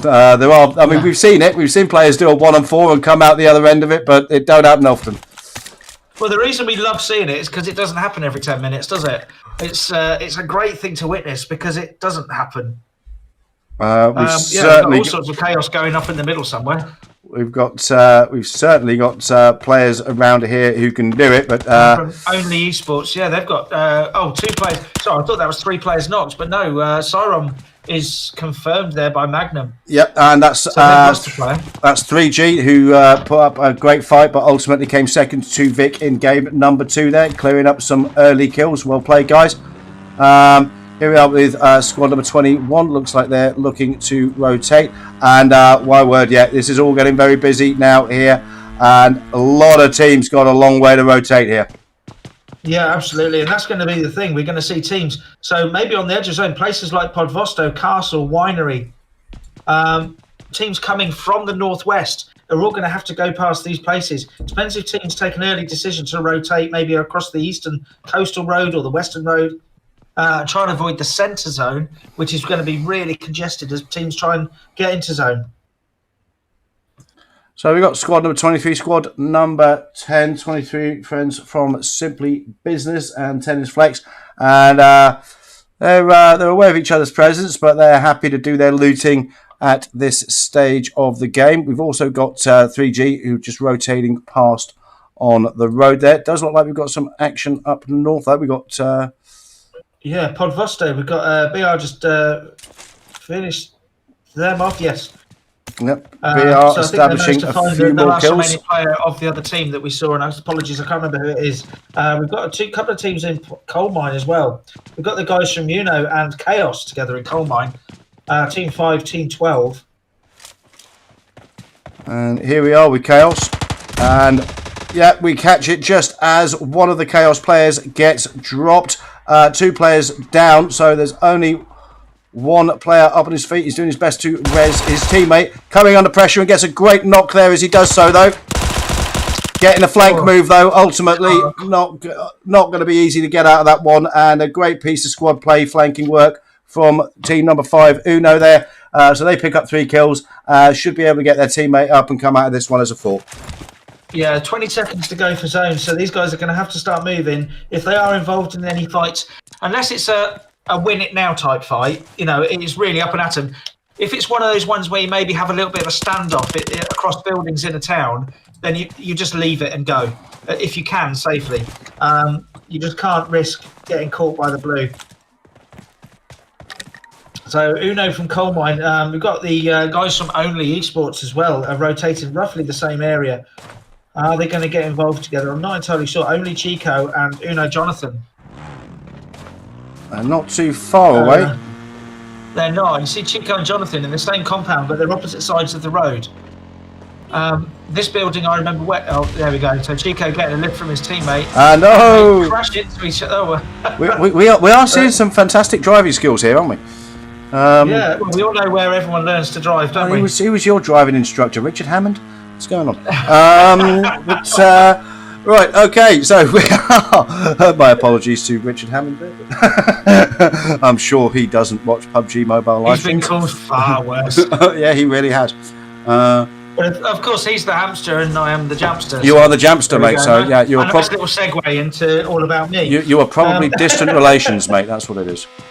Yeah, absolutely. Well, we're both short and good looking. Okay. So look at centre zone. We've got 3G and the CM1, the TipTop Old 6, right in centre zone at the moment. They've gone early. We've got the guys from Brave around the south of the zone, just around the Hot Springs area. S1 and 1% OP are coming over the southern bridge right now, all across together. Are the S1 guys going to try and hold the bridge, or are they just going to go across? Be interested to see. Yeah, I think they're going to try and maybe put a bit of a hold on the bridge.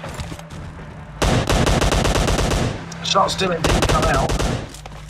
Yep, so just getting the car into a position of cover here, and looks like they've established a presence the other side of the bridge, but they're coming up against squad number 9, our friends from 1%, and that is a knock established on Saniero there, or Sanero. So they have split themselves up, whilst squad number 9 holding the squad house at the other end of the bridge, positioned themselves well. So we've got, what have we got here? I'm sure Abs will tell us. I think we've got a 2-2 split with 1 knock.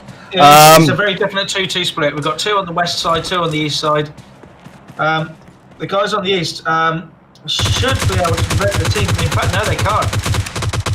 So it looks like squad number 9 coming in to try and establish the finish on these players, but getting some long-range spray work, and Thundera there doing some good work with the G36.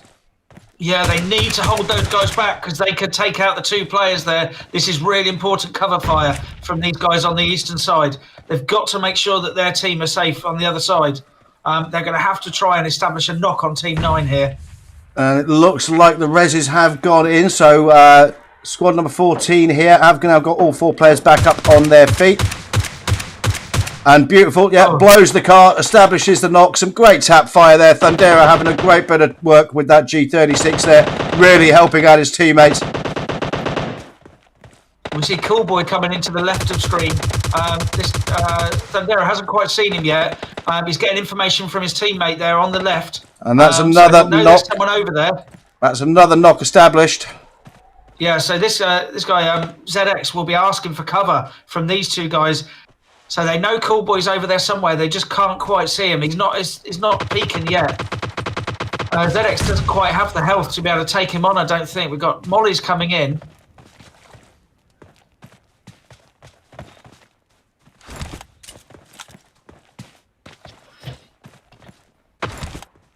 I think as soon as Coolboy comes over the top of that rock, he's going to get lasered on. And a flanking position there, and ZX gets taken. Not in the water. Gets taken down there. As a while since I've seen a player running around with a companion bird. That was a while ago. That one. Yeah. Oh, look at that. He's got. Oh, very clever. He's just under the water enough to hide himself, but not so much that he dies from being under the water. That is very clever play. Cool Guy has been knocked now. So whether the guys from Team 14 are going to push over the bridge, or they're just going to carry on with the long range stuff. Be interesting to see. Well, we've got a player on Team 9 is still knocked. We've still got Thundera and his teammate the other side of the bridge there.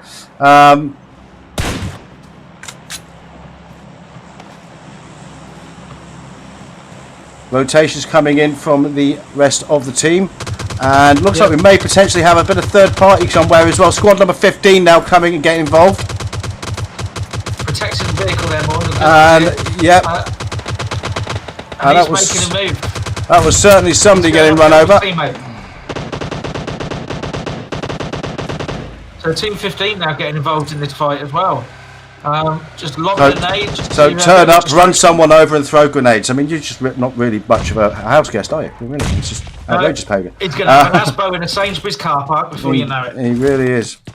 Okay. Right, so just at the northern edge of zone, you've got Uno and the CM1 guys of the TipTop Teletubbies getting involved as well. And behind them is the Only Esports as well, just to the north, just to the east of Podvosto, right on the edge of zone there. They've got knocked all over the place. And Animals Lions, AMZ are there as well.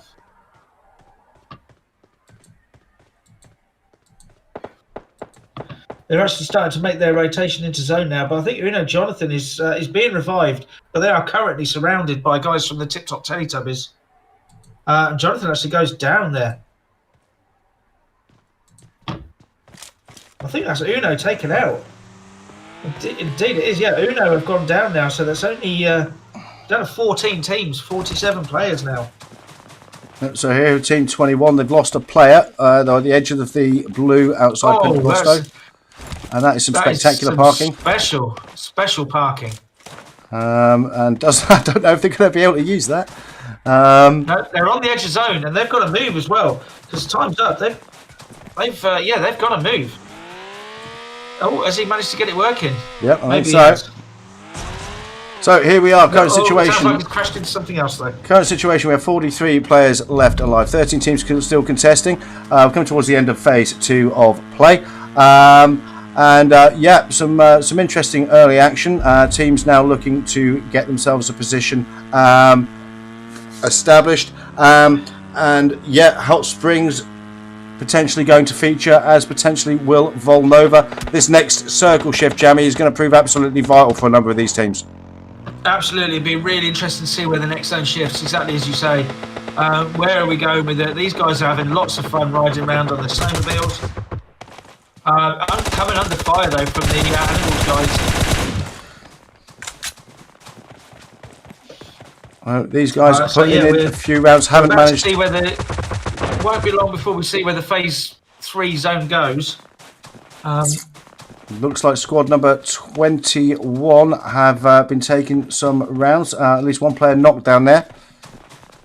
Yeah, and the next zone breaks, and we don't have a hard shift, but of course, because there's so much coast involved, so much water, it is effectively a hard shift. So, yeah. Team 21 Chico still taken down there by Triton from Lions. So Team 21 still very much in the thick of it with the blue pushing on them. We're still fairly early on in the game. However, one player has already been killed. Their vehicle has been blown. And we've still got the guys from squad number 20 AMZ, and they're having to push through the blue here. So we'll see whether or not we're going to get these guys rotate away from each other, or if somebody's effectively going to have to push through here. Guys from AMZ still a full squad at the moment. Really good gatekeeping job here. Just making it difficult for them. That's all they have to do. Just make it difficult. So when they do actually rotate it, the nades coming in. And out goes. Is that bounced off the rock? That nade? I don't know. Or was that a smoke? No, it went over. Oh no! I thought it bounced off the rock. Apologies. No, we call that. Why is he standing next to that gas can? Oh, please move away from that gas can. That is terrifying. There we go. Thank you very much. He's picked it up and put it back in. We call that a Charlotte nade when it bounces off and comes back at you. Oh, you are in trouble for that one. Yeah, she's not watching. Oh, the molly comes in. The molly comes in. Not quite. Oh, they are very lucky, but Mokan's been taken down. Being revived again. From squad number 21 only, they are coming under some pressure now, and it looks like the squad from AMZ, they are, well, they're always being forced to take this on and push forward. We are phase 3 of the game, and these guys have got to be looking to get through this fight. They've run out of meds. They're just going to have to try and do what they can. Beautiful knock established there. So and of course their teammate Farid has made it into zone. So that does potentially look like our two friends here are going to be thirsted up or bleed out. Look at that. Emptying their pockets. Take what you want. Just leave me be. So the guys from AMZ, they're prevailing. They're going to come in and make short work of this. Okay, let's have a look at our situation on the rest of the map here. Hot Springs. We've got S1. They are establishing a presence in Hot Springs. And yeah, I'd get off that, mate. It's on fire. Wow. He's a brave man. And taken out there. We've had some vehicle nasties this evening. We really have. We have. You've got like police camera action type. You lot have all got to start reading your highway code, honestly, guys, really. And beautiful spray work from the M4 there. What a great piece of work with a long range spray there from CRB. And we're going to go over the top, jump shot with the Uzi, I think. Does the work. And oh my word, yeah, what they lack in driving skills, they make up for in gun skills. And yeah, this is that's some great work from CRB there. They've established 6 kills now. They've lost 1 team member, but yeah, get out of my way, mate. I'm trying to shoot. Come on. Yeah. And these guys. At least really... on this game, you can't shoot your teammates. No. Right, so the zone has shifted, and we're going further south. Half the zone is water. It's still centred around the sort of the area around just north of Cantra, but so much of it is unusable. But look at Team 9, Cool Guy and Morn from 1%. They're in the water. They haven't got a boat. They just swum out there. They're going for survival. They're going to try and potentially hit the coast late game and clear it up. It's an interesting tactic. I think what they're doing is trying to survive till late game. Probably a controversial one as well at this level. We'll see. I'd imagine it absolutely is, yeah. But, you know, tactics is tactics. Well, first rule of tactics, you cannot argue with tactical success, how you achieved it. Yeah. Yeah, if they're still alive at the end, then fair play to them. I mean, they're a fair way for their, 300 metres from the shoreline.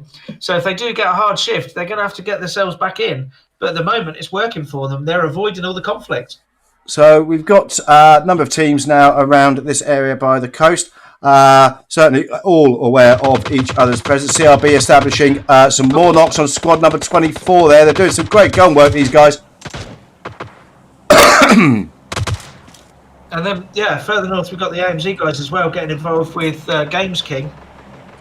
But Games King had a very interesting split. They was totally separated, all four of them. We don't do interesting. We don't do interesting splits, Jammy. Please be more definitive. You'll get you'll get lines, mate. You know she'll tell you off.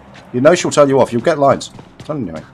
All four players were completely separated, like you do when you land and you loot individual compounds. But this was in phase 4 of the game, and they were separated. They have come back together now, but it was just an interesting one. Here we are with our friends from CN1, who we know are masters of defending walled compounds. We've seen them do it in so many different games. They're still together as a 4. They've established 3 kills already. They are, however, at this moment in time, slightly out of our next circle. We're in phase 5 of play. 11 teams, 35 players still left alive. Yeah, they're making their way into zone. They have got a team behind them. They used a very clever use of the hillside here, just in zone. But they have got a team behind them. I don't know if they've seen that or not. They've got the AMG and guys. CN1 coming in. They've taken some damage coming in. It's an aggressive one. And here we go. Expect to see CN1 going hard and fast here. That's unusual. He's healing first. These guys just normally go in all guns blazing. But here we go. It's coming in.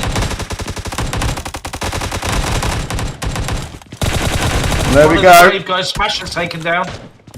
So that's silence as usual, proving decisive in the close-up personal gunfight there. CN1 establishing their presence in the squad house inside circle, a tactic we've seen them do so many times, and they tend to be very successful with it, as the opposing team found out to their cost there.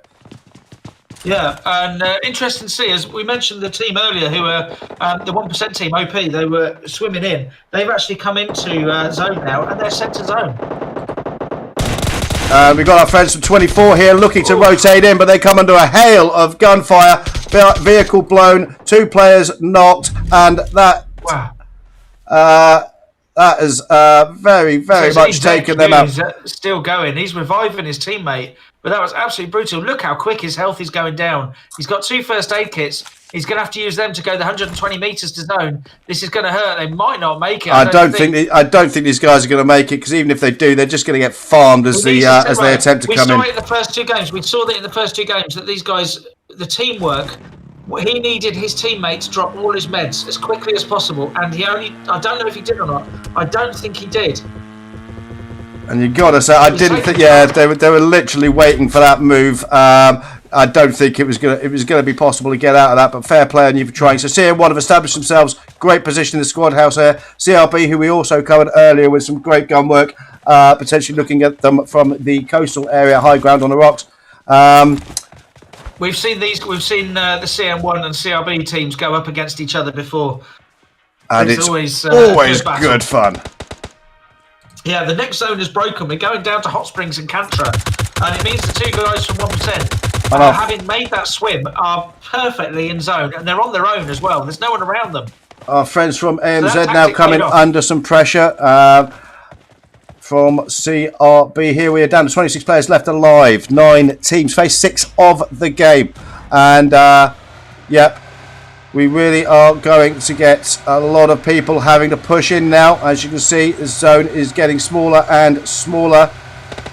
Yeah, so Cool Boy and Cool Guy and Morn from OP here. Here we are being pushed by Team 6 there.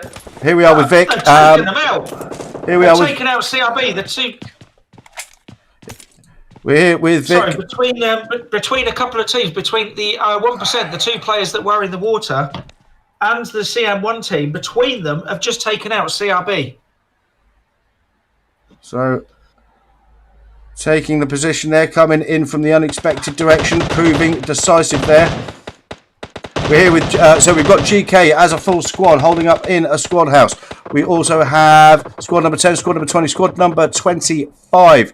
Our friends from CM1 also establishing themselves a strong presence in the squad house. This next circle shift is going to prove absolutely vital for these teams. Absolutely. Almost everyone is round the outskirts. We see the back to the top team, B3T, are the closest to centre zone. Everyone is around the outside, not wanting to go to centre zone, just waiting for the zone to pop. Lovely, lovely tap fire in there with the 6 scope on the M4 out to Flex D Era, Team 10. So here we are with CN1 as usual. These guys just love being surrounded, holding a strong point and fighting in multiple directions. They tend to do it quite well. Yeah, I'd have to say we're going to see pretty soon, actually, coming towards the end of phase 6 of the game, where this circle breaks. At the moment, they're finding themselves at the edge. Squad number 10 coming under increasing pressure. So this next circle is going to be absolutely vital. Picture in the mind. Yeah, they build up a great picture in their mind of who's where and what's going on the battlefield. So Bates there from Team 25, he knows where AMZ are. He knows where Team 10 are as well, the Flex team. And he knows there's no one right behind him. So he's confident to just stand there and wait, third-party peek, and wait for the Animals Team 20 to come round the side. A lot of these players doing what you tend to do in these, which is rotate via narrow side of circle on the coast, put the sea at your back. But there's a lot of people all doing the same thing. So this is going to be an interesting one. And CN1 here. The OP guys must have been mermaids in the previous life because they are swimming again.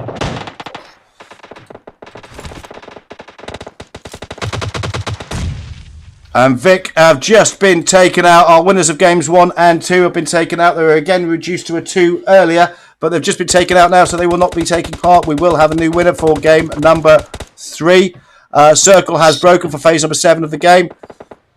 And OP, 1%, the two guys, Cool Guy and One, are the two remaining in zone at the moment. That tactic has worked for them because at the very worst, they're going to be 5th. They've got the CM1 team right above them. They're coming under an increasing amount of pressure, though.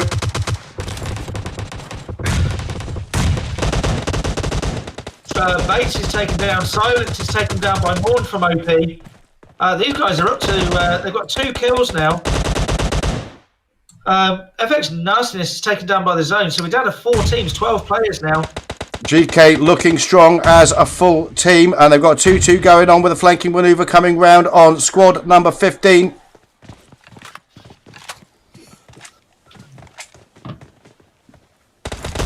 So everyone is on this western side at the moment, apart from OP. You've got Team 10, Flex are up in the north. Akos is taken down. And there's only 1 player left now from number 15 on their feet. He's going to get pushed very aggressively here. Here come the boys and girls. I have to say, squad number 11 in the house now. Manages to get his teammate up and add another gun to this gunfight. But this is going to prove to be very, very difficult. In comes the nade to finish that one off. Fantastic work there. And our top 3. So our top 3 is Flex, Games King, and OP, 1%. The guys from OP, after their marathon swim, are now in the top 3. I know the only ones in zone. It's yeah. I'm not going to comment on that. I mean, these guys are all much better players than I am. It was certainly an interesting tactic, but it has proved to be successful. Whether or not other players will agree with it, I don't know. We've got GK, one of the GK players, looking for a flanking manoeuvre on these two now.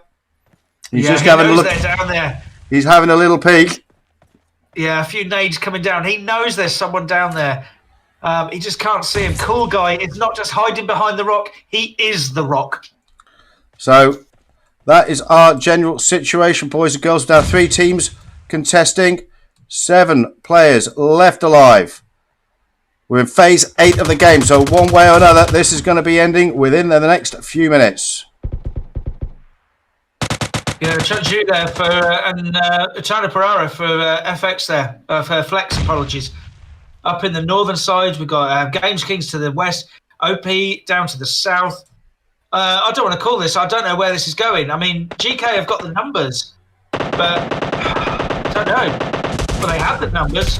And we're here with squad number 10. Looks like they're putting a push on squad number 11, the fellas from GK. However, they've got to get themselves in. Yeah, here we go. That's a thirst established. They've now got to push down on these 2 players from squad number 9. And going to have to come over the top. However, he has... He's taken down. He's been knocked. We've got a 2v2. We've got a 2v1 now. The guys from OP got a 2v1 on their favour. 1 knock established. So we are in a 1-on-1 gunfight between these 2 players now. 1-on-1 gunfight. Cool guy getting the right. So Pereira is getting the meds in. That's gonna. He's got to come over the top now quickly. Drop shot. What a finish! And yeah, that was OP. That was very good play towards the end there. It was an interesting one at the end there, whether or not to med or just push, because it did allow the other team to get the second gun back into the game. But we'll discuss that in our post game in just a few minutes, boys and girls. So yeah, OP, they do they take the win with 5 kills. Some interesting tactics there. I'm sure that will come up in second place. Was that what we take? FX, is it? Flex. Yep, Flex. So we Flex. have 13 kills for those guys, and great play from the guys from GK, featured in a lot of action there. They take third place with 7 kills. Now, 5 kills I've seen is the highest I've seen so far for individual fragger. We'll just have a quick scan down the list. I've seen a 4. I haven't seen anything better than 5, though. No, I've seen 4. No. So Pereira involved right at the end stages of that final gunfight, taking top fragger. Unfortunately, can't with quite his bring home. teammate Chunju as well. Yeah, Shanju, and unfortunately though they can't quite bring home the win. Yeah, OP's tactics there. Much debate, I'm sure. Okay, boys and girls, we're going to take a very short break, and we'll be back with you very soon. Bye for now.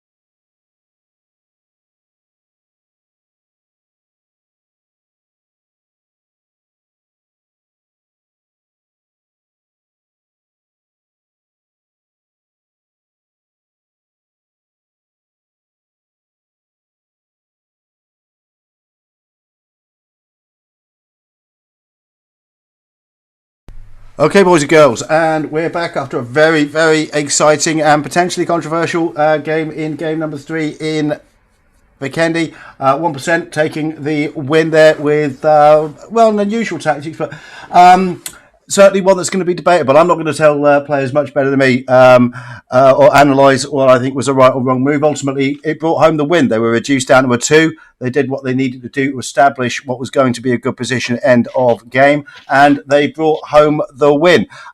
Certainly probably going to be much debate amongst other teams in the lobbies as to whether hanging out along in the water for a long time and then hitting the coast towards the later stages of the game is in the nature of scrim play, but they did bring home the win. It's going to be an interesting one.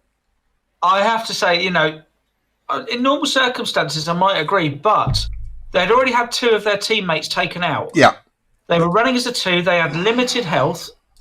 They had quite low armor as well.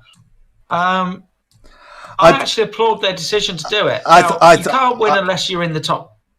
I think it was effective. It was effective. It got them the win.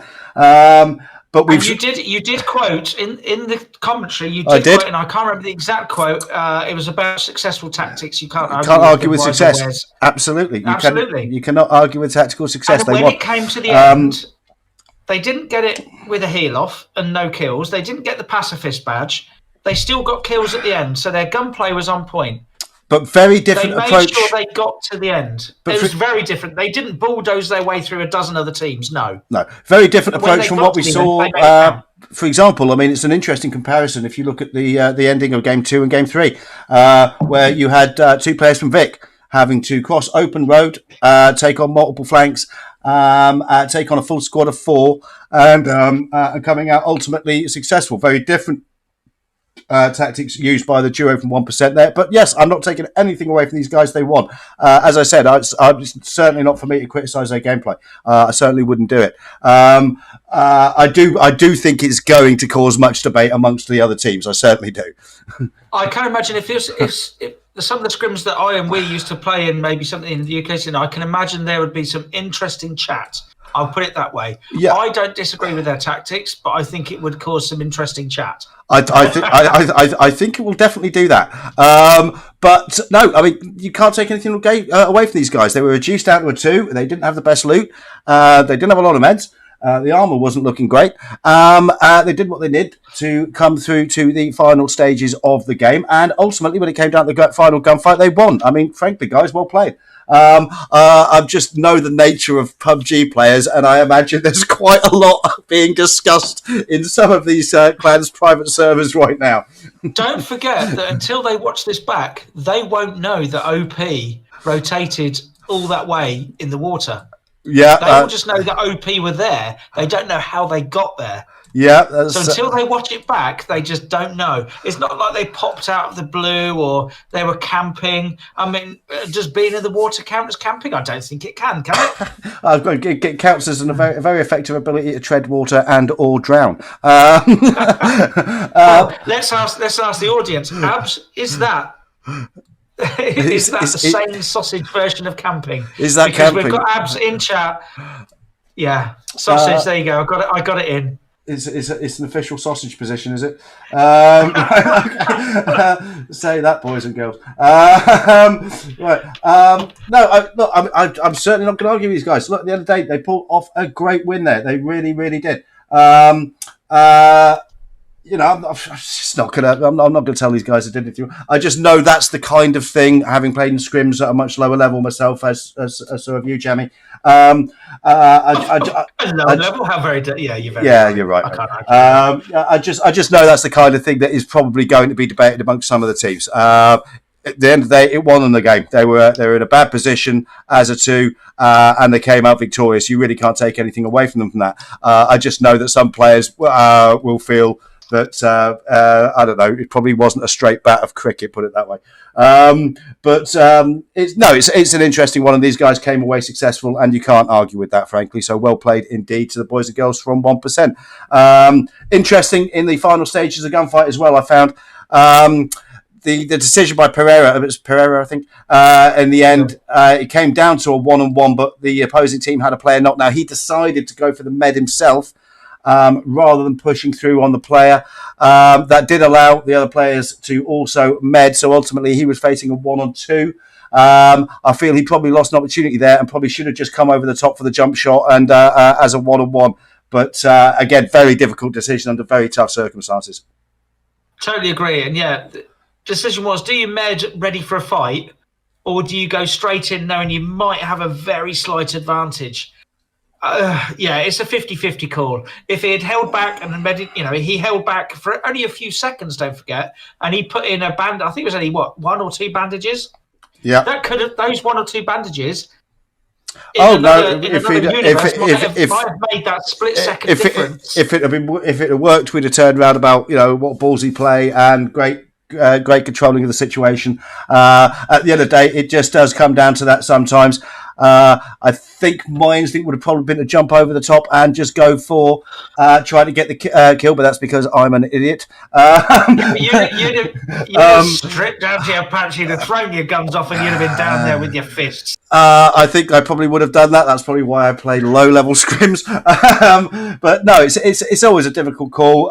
There's no doubt about it. Both teams at the end there putting up some great working gunfights, and an exciting and interesting game on Vikendi. Certainly one that I think a few people will be talking about. Okay, boys and girls, I think we're about to go into game number 3. One of my favourite maps. We're on Sarnok. Game 4 out of 4. This is our last one of the night. It's absolutely flown by. It has indeed. So we're going to be on Sarnok for game number 4. One of my I think it suits my style of play. I am I do like a bit of up close and personal work. I am a sneaky git. And I there's nothing I like better than just. Well, you've stolen my thunder. Oh, absolutely. There's nothing I like better than just jumping out of a bush and panning for people. I mean, it's just great fun. It just is. No, you jump out of a bush with your pan in your hand and then get slapped by 4 people. That's how it goes. Yeah, I couldn't quite remember how that went. Yeah. I've seen this story before. Yeah, so game number 4 is about to go away. I think we're potentially missing some players from the lobby here, 74 players. However, we are on the plane, so let's have a look at our flight line, and we are straight north to south. Not really worth talking about what's in range. Pretty much everything is. But yeah, I would expect to see teams around Painan. I would certainly expect to see teams... I would probably you've got to expect a couple of people go for a fast drop down to boot camp, but we'll see. I expected teams to go up to Hartin. I mean, as you know, I love on this map. It's not my favourite map, but I do love that Northwest Island. I love flying into Hartin and using that northern bridge to connect the two. That's my favourite area. You like hiding up on the mountains with a sniper rifle, Jamie. Admit it. There is that. It does give me the opportunity to do that. No one goes to Paradise. Only one team goes to boot camp, and no one in Paradise. Look at that northern area.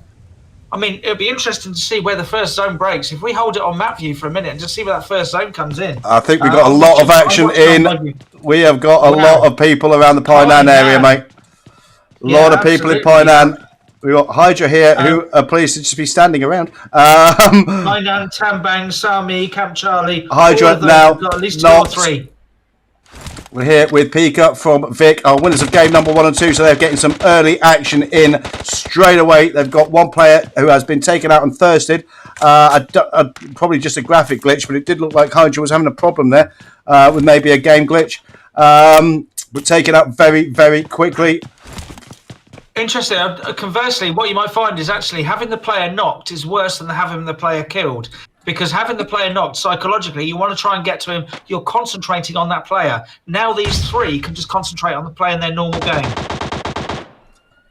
Well, we know that Vic are certainly capable of achieving great things, even though their player's down. We've seen them do it. We've got Animals in there. Hydra, they've got the 12 kills on Miramar. And we've got Animals here as well. They're getting involved with the boys and girls from squad number 14. And, Painan is straight through the door there. Oh. And these guys doing some great work, but they're taking the casualties, and they've only got 2 players up and running at this moment in time. The guys from squad number 14 really doing a number. talk about a split second. A split second sooner or later, and he'd have got beautiful. Beautiful spray through the grass there. Thundera, who was doing such great work with the G36 in Game 3 on Vikendi, knocked by our friend, what's that, Psycho. Well, yeah, I wasn't particularly friendly, but it was a great play. Welcome to Painan. Have a bite. Yeah, welcome to Painan. Please tip your waitress. We have everything. We have guns, we have rivers, we have jungles, we have flies, we have lots and lots and lots of explosions, and we have lots of people still getting knocked and being involved in the gunplay. So here we are with Team 5, Uno. Nish doing great job getting his teammate up. We've still got guys from Vic in there, and Nish taken down. Have some of that from Pika there in the high ground. Takes down Nish. All he was trying to do was get his teammate revived, and he gets shot in the side of the head. Welcome to Painan. Yeah. I don't think much of their tourist information board. It's a bit, what's this, bad day in Beirut out here. This is, so we've got... Tempura making his way around, so Prashanda would have seen Tempura go into the building there. Prashanda there showed... He needs to get back to help his teammate out, or his teammate needs to come to him, one or the other. I think his teammate needs. I think Paradox needs to come to Prashanda. Yeah, absolutely. Just to avoid the shots from the high ground from the building. Absolutely. The Prashanda there showed it's a good bit of discipline there, not immediately opening up when he just had a quick glimpse at Tempura there because he knew that would bring the storm. Potentially, he's just waiting for his teammate to try and make a move towards him. And I think Tempura there knows he's there, and he's just waiting for him to. Yeah, he does. Look at that. He's just waiting, baiting him in. But they know that there's teams the other side as well, so they can only wait so long, really. So interestingly, Tempura turns his back on that fight, instantly switches flank, and gets stuck in to two other teams who are both getting him. I mean, these guys really don't care, do they? They just really don't care. No, they don't care who they fight and where, as long as they're having a fight somewhere. Yeah, I mean, they remind me. I mean, these guys literally are the epitome of airborne soldiers. They love being surrounded and getting into a good scrap. I mean, this is just what they do. Or a bad scrap. Who cares? Just scrap. And now we're coming in, and they just don't mess about, these fellas. Hard push. Tempura doing the business again. Great ADS work up close. Gets a thirst on. Nades coming in. Tempura. Nades comes in, takes out Tempura. Oh my word! You have to say. AMZ Devil takes out the whole squad. You have to say that that just looked like classic Vic. They're going to clean that one up, and then what a nade coming in from AMZ there. Wow, that I imagine the guys from Vic are going to be fairly livid about that, but it was a great play, guys. Devil there with the nade that takes out 3 players. Oh, that is unbelievable. Right, so we've still got action down at Camp Charlie as well, with Team 24, Unique's Tempai. They've got 2 players taken down, 1 knocked. They've now got 3 players taken down. There's only ZQ remaining. Where else is there action? No, and that's that one's over. Everywhere. We've got Silence from CM1. He's the only remaining player from TipTop Old 6, Team 25 down in Sami. They've been taken down by 3G. And we're still getting into it here in Painan. Somebody, I mean, this is going to thin out the herd, but Animal's really doing the business here. They've managed to reduce squad number 14. He goes straight in with a nade. He's not messing around. He goes from one fight. He's getting the nade out, and he's going to another fight. Oh, look at that! Devil here has got his nade work absolutely dialed in. He's taken out 3 of a squad. He now nearly takes out Sanero. Taken down. And there we go. Devil again. So Devil is on. Well, yeah. Give me a cup of what that boy's been having. That's some great work from these guys. So I think we've still got Prashanda here, who was doing his best to avoid the attentions of Vic earlier, and he's got to be feeling pretty lonely right now. He's seen and heard what's going on. He would have seen the kill feed as well. He knows it's the guys in front of him, Devil, that's doing the work and absolutely shredding teams. Brilliant work that was in Painan. So I do apologise to the other teams if you weren't in Painan, but there was just so much going on there. Felt we had to try and follow that one to its conclusion. And yeah, interesting zone shift, Jammy. You were talking about high tin and your favourite strategic slash your favourite camping. I'm sorry, strategic high ground on the cliffs there. It's also when I cast Scrims, I love it when it finishes up or goes towards the Northwest Islands, because you get where the three rivers meet just west of boot camp. I always you get on the beaches. It's such an absolutely crazy area. I always think that's one. Now is getting involved. I always think that's one of the most interesting things. And here we go, come off Chandler. And he's not giving up, this fella. He's not. And there we go. Flanking manoeuvre, absolutely perfect. Put up a good fight there, my friend. But ultimately, the guys from Animals are going to be the ones who walk out of Pineland after some absolutely destructive work. And some big teams taken out there, Jammy. Absolutely, they are. Now, centre zone, sorry to jump straight away. Centre zone, we've got the B3T and the OP guys. They're across the water from each other, but they've been knocking lumps out of each other as well. And here we are with squad. Narrow stretch. We're here with squad number 15, B3T, and they're getting into it with 1%, who are our winners of game number 3 in Vikendi. And we're getting the kind of zone that I'd love to see on Sarnock, where you get this confluence of the 3 stretches of water there. You don't know which coastline you're going to be on, and this really does sometimes prove incredibly decisive in the later phases of play. Absolutely, and that's why I like it with the Northwest Island finished when I'm streaming, when I'm casting Scrims, sorry, not just when I'm playing, because I like being up on the cliffs, but when we're casting, I love it because the extra chaos you get from the amount of water that's involved in this area of the map. You've got teams that go to boot camp, get absolutely loaded up on gear, and then they come to the cliffs and have to go across the water the same as everyone else. Don't put yourself down, Jamie. I heard once that you got a fantastic sniper kill when you were on Sarnock. I mean, the fact that you were still camped in a building on Miramar when you did it was interesting. But yeah, I mean, I've heard you've done some good work on this map, mate. Absolutely, and Mark Wahlberg will be playing me in the film of that battle. So here we are, a high ground which can prove very, very interesting in the later phases of play when it shifts here. Is currently being occupied by our friends from Chaos, squad number 12. Things have quieted down a bit, but we are... But you do have TipTop Teletubbies, Team 17, who are closing in on that high ground. We do indeed. Making their way over through the buildings. We do indeed, and we are currently only phase 2 of the game. It's amazing, isn't it? But so much action early stage.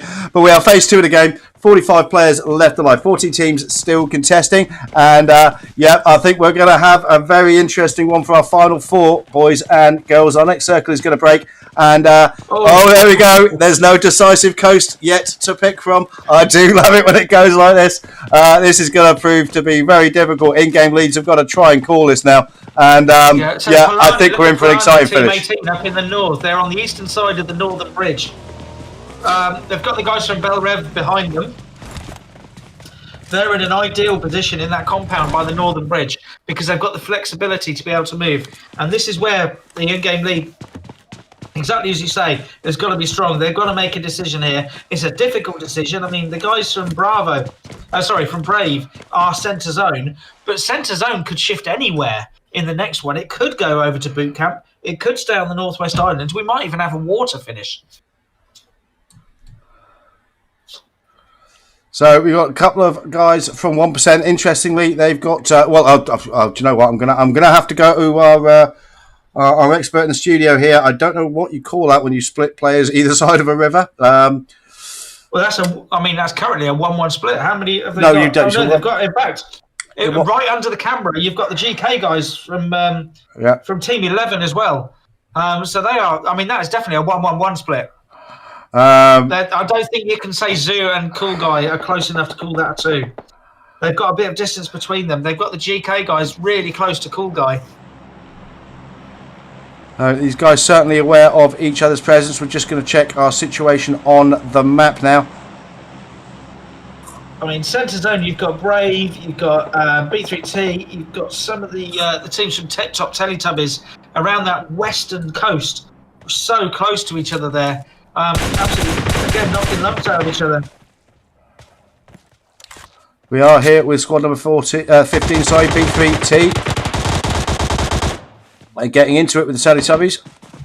Just had to getting into it with the Teletubbies. The TipTop Teletubbies. Yeah, getting into it with the Teletubbies, and I believe the Muppets are showing up later. And we've gone so far west, we're in Tubbyland.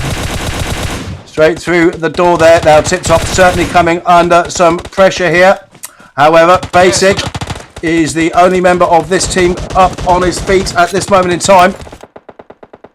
Yeah, he's going to try and get some boosting if he's got one, but I don't think he has. He's just going to hide out now while all the chaos goes on around him. Down in the south zone, we've got the Animals guys. We've also got Flex Team 10 and Simply Business Team 23. While this goes on. Oh. So Zay takes establishes a knock, but ultimately gets taken out by the other player coming in and backing up. So that is the Teletubby team taken out there. We're down to 34 players left alive. 13 teams still contesting phase 3 of the game. It feels like it's been going on longer, but yeah, that's the nature of our games on Sarnock, and we're not too far away from the next circle breaking, so this could be absolutely vital to some of these teams. Interestingly, oh no, that is a very hard shift. I said Hartin, and it is going to be up round Hartin. So on the high ground, on the Hartin, north of the island. So Team 18, Polania up there, who were on the northern side, they are going in such a strong position. So you've got the hard cover that they're in. The Bell Rev team, Team 22, are coming into the next hard cover compound. And then you've got Chaos that are holding the high ground as well. So you've got the 2 hard covers and 1 high ground. So it's really whichever one you prefer for your style of gameplay. Okay, we are here with squad number 23. And they're not too far away from our guys who were the victors of our great initial gunfight in Painan at AMZ. And here we go, boys and girls. Oh, Devil taken out, and that is then Animals taken out then in 12th place. So great work, so fantastic work from that team early days in Painan, but ultimately not going to be proceeding to the final phases of play. I'd be interested to see their kill count now. At the end. Absolutely. Now over the river, these guys from Team 23 from Simply Business have got to try and cross the river, and they've got Team 13 and Team 15 waiting for them. And they've already taken knocks. Great move.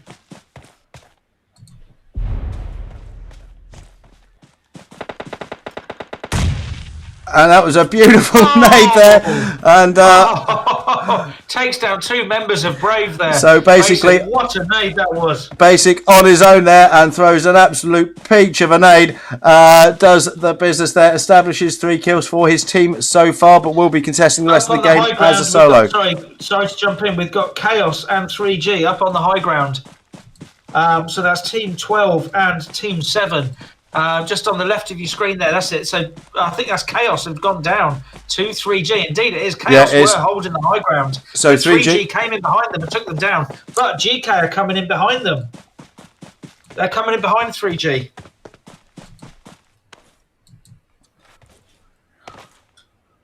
So here we go. High ground is going to be featuring partially, I think. Yep, during our final stages of play. Always interesting. I've been in this position quite a few times, and I always find, do you know what? Get off those cliffs, because you really don't want to have to jump down with the blue at your back.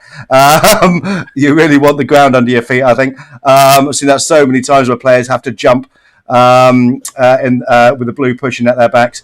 So we'll see how these guys from GK are going to play this one.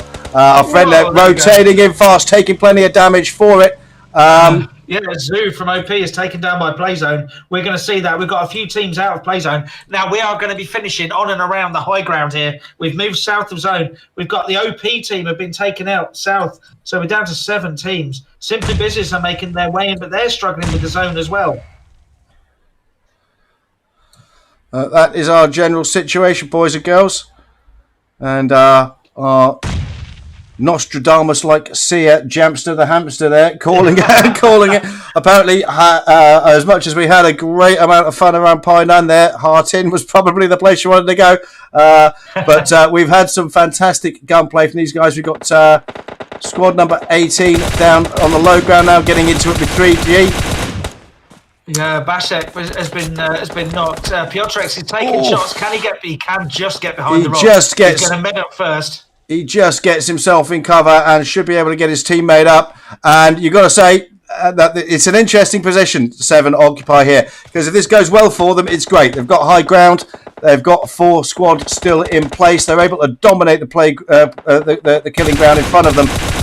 But if this zone shifts hard at their back, they have got to get off this cliff, and that's going to prove to be very, very interesting. Totally agree with you, and that's where the in-game lead is going to have to make a decision here. Do they stay here and pick up kills while they can, while they've got this preferential position? It's going to be an interesting one. The zone's Well, we're about going to find out, and no. Well, they can stay on the high ground. They can stay on the high ground. They've got to rotate slightly south, but they can stay on it. Yeah, the player from Team 6 from CRB, I don't know, unfortunately, the name involved, but Simply Business are getting involved as well. 3G, Polania, and Simply Business all getting involved together now.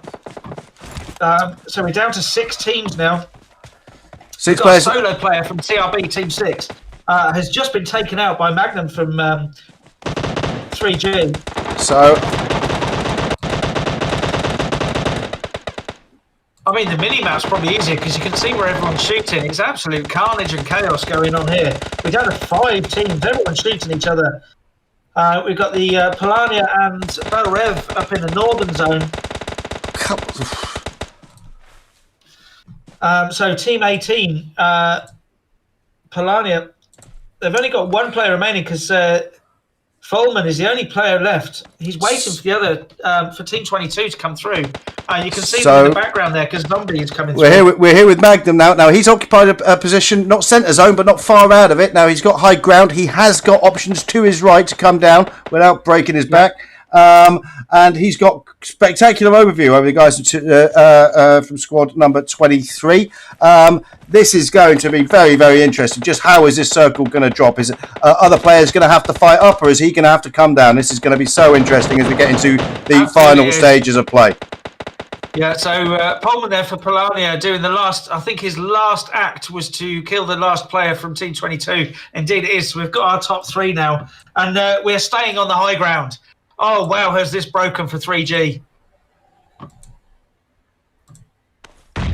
So Simply Business are over in the compound to the right. We've got Games Kings in front.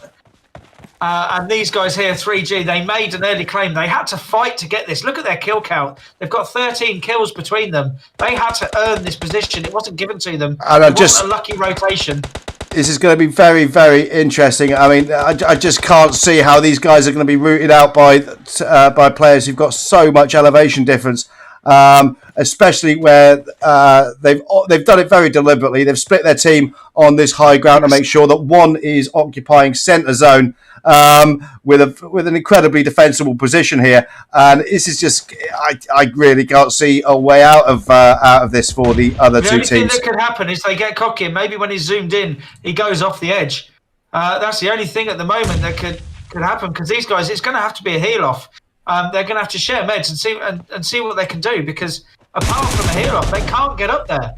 Oh, there we go. So Bullet going for the long drop. Goes for the long drop, gets knocked. Excuse me. So we've got our top 2 now, and it's Dixie from Simply Business. Dixie, the only surviving member, and literally hasn't got anywhere to go now. Hasn't got anywhere to go. Can't get up that cliff. Can't run to the back. 7, but adrenaline shot, 15 bandages, 7 first aid kits. So we've got 10 seconds left. So adrenaline shot now, and then just load up. Just keep spamming that first aid button and see what happens, because that is literally all that Dixie can do. But it's too late. Dixie hasn't done the adrenaline shot, although fully boosted. So here we go, energy drink. And there we go. There goes the drop shot. There goes the drop shot. And ultimately, the high ground proved absolutely decisive for our friends from 3G there. And thank you for that. I really need that in my ear. Okay, we're going to do this quickly then. We've got 3G in first place, SB in second, and the guys from GK in third. We're going to be back with you very, very shortly to discuss that, so I can get that noise out of my ear. And we'll be back very soon indeed, boys and girls.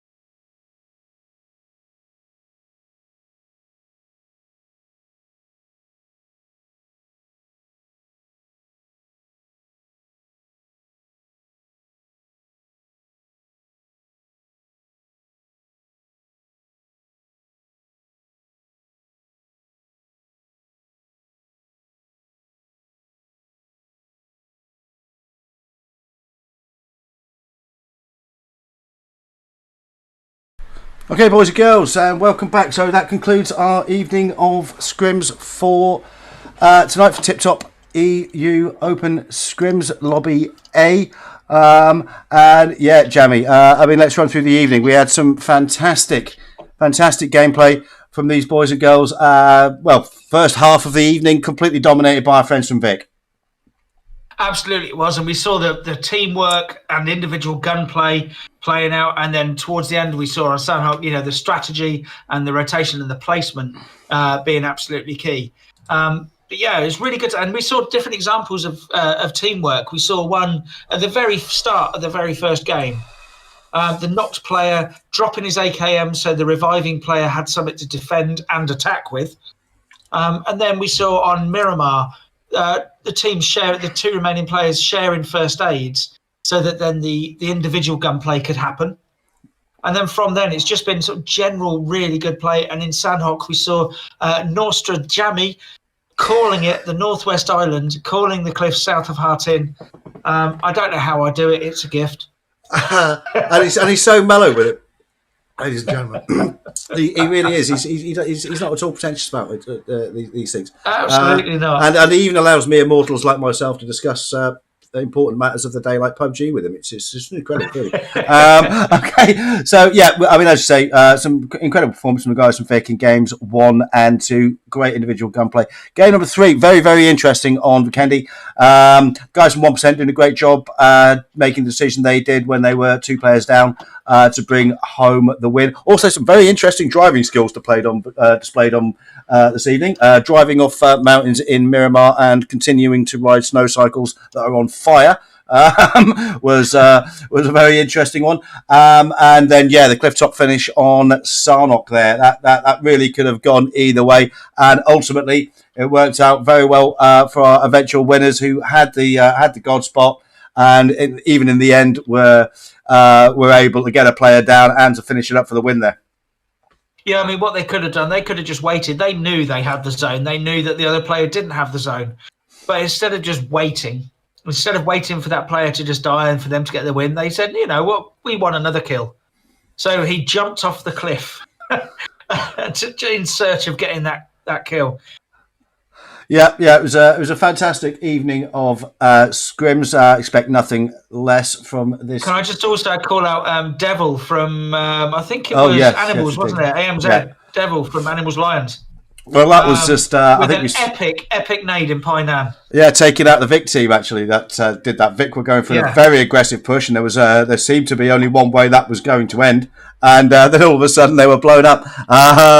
You've got to imagine the guys from Vic were probably not very happy about that, but it was a great play from Devil there. And Animals were walking out as the winners of Painan. They're getting taken out, I think, in the last third of the game, coming in the zone. But yeah, just a fantastic evening of scrims. It's exactly what we've come to expect from this level of players. Hosted by our good friends at TipTop Esports. Who I believe will be taking a bit of a break next week to celebrate Chinese New Year. So all of you have a very wonderful time indeed. Thank you so much for hosting and putting on such a great event. Thank you all to, frankly, the players making it so exciting and making our jobs as easy as they are. And as always, thank you to my good friend and guru-like clairvoyant with regard to all things Sarnock, apparently. Jamster, well done indeed, my friend. Good to be casting with you again. Vimes, it has been too long. It is so good to have you back, my friend. It's felt like, on one hand, it feels like too long. On the other hand, it feels like only yesterday. You haven't lost your knack. You get as excited as you ever did about a bit of action. So, really good to have you back, and can't wait till the next one. Yeah, well, we'll certainly be covering another scrim soon. So look out for that. Please subscribe and support Jamster's channel out there on Trovo, also on YouTube. Thank you all very much indeed for those who took part in the chat as well. Nice to see that active. Thank you to our good friend Abs.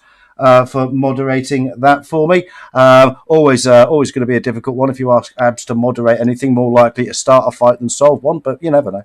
Well, she is a Saint sausage, isn't she? She is a cracking lass, that one. Anyway, boys and girls, thank you all so much for a fantastic evening of Scrims. Jamie, Abs, I, and the rest of us at the Esports Collective will no doubt be seeing you again soon. And just remains me to say thank you all very much indeed. As always, good hunting, and bye for now.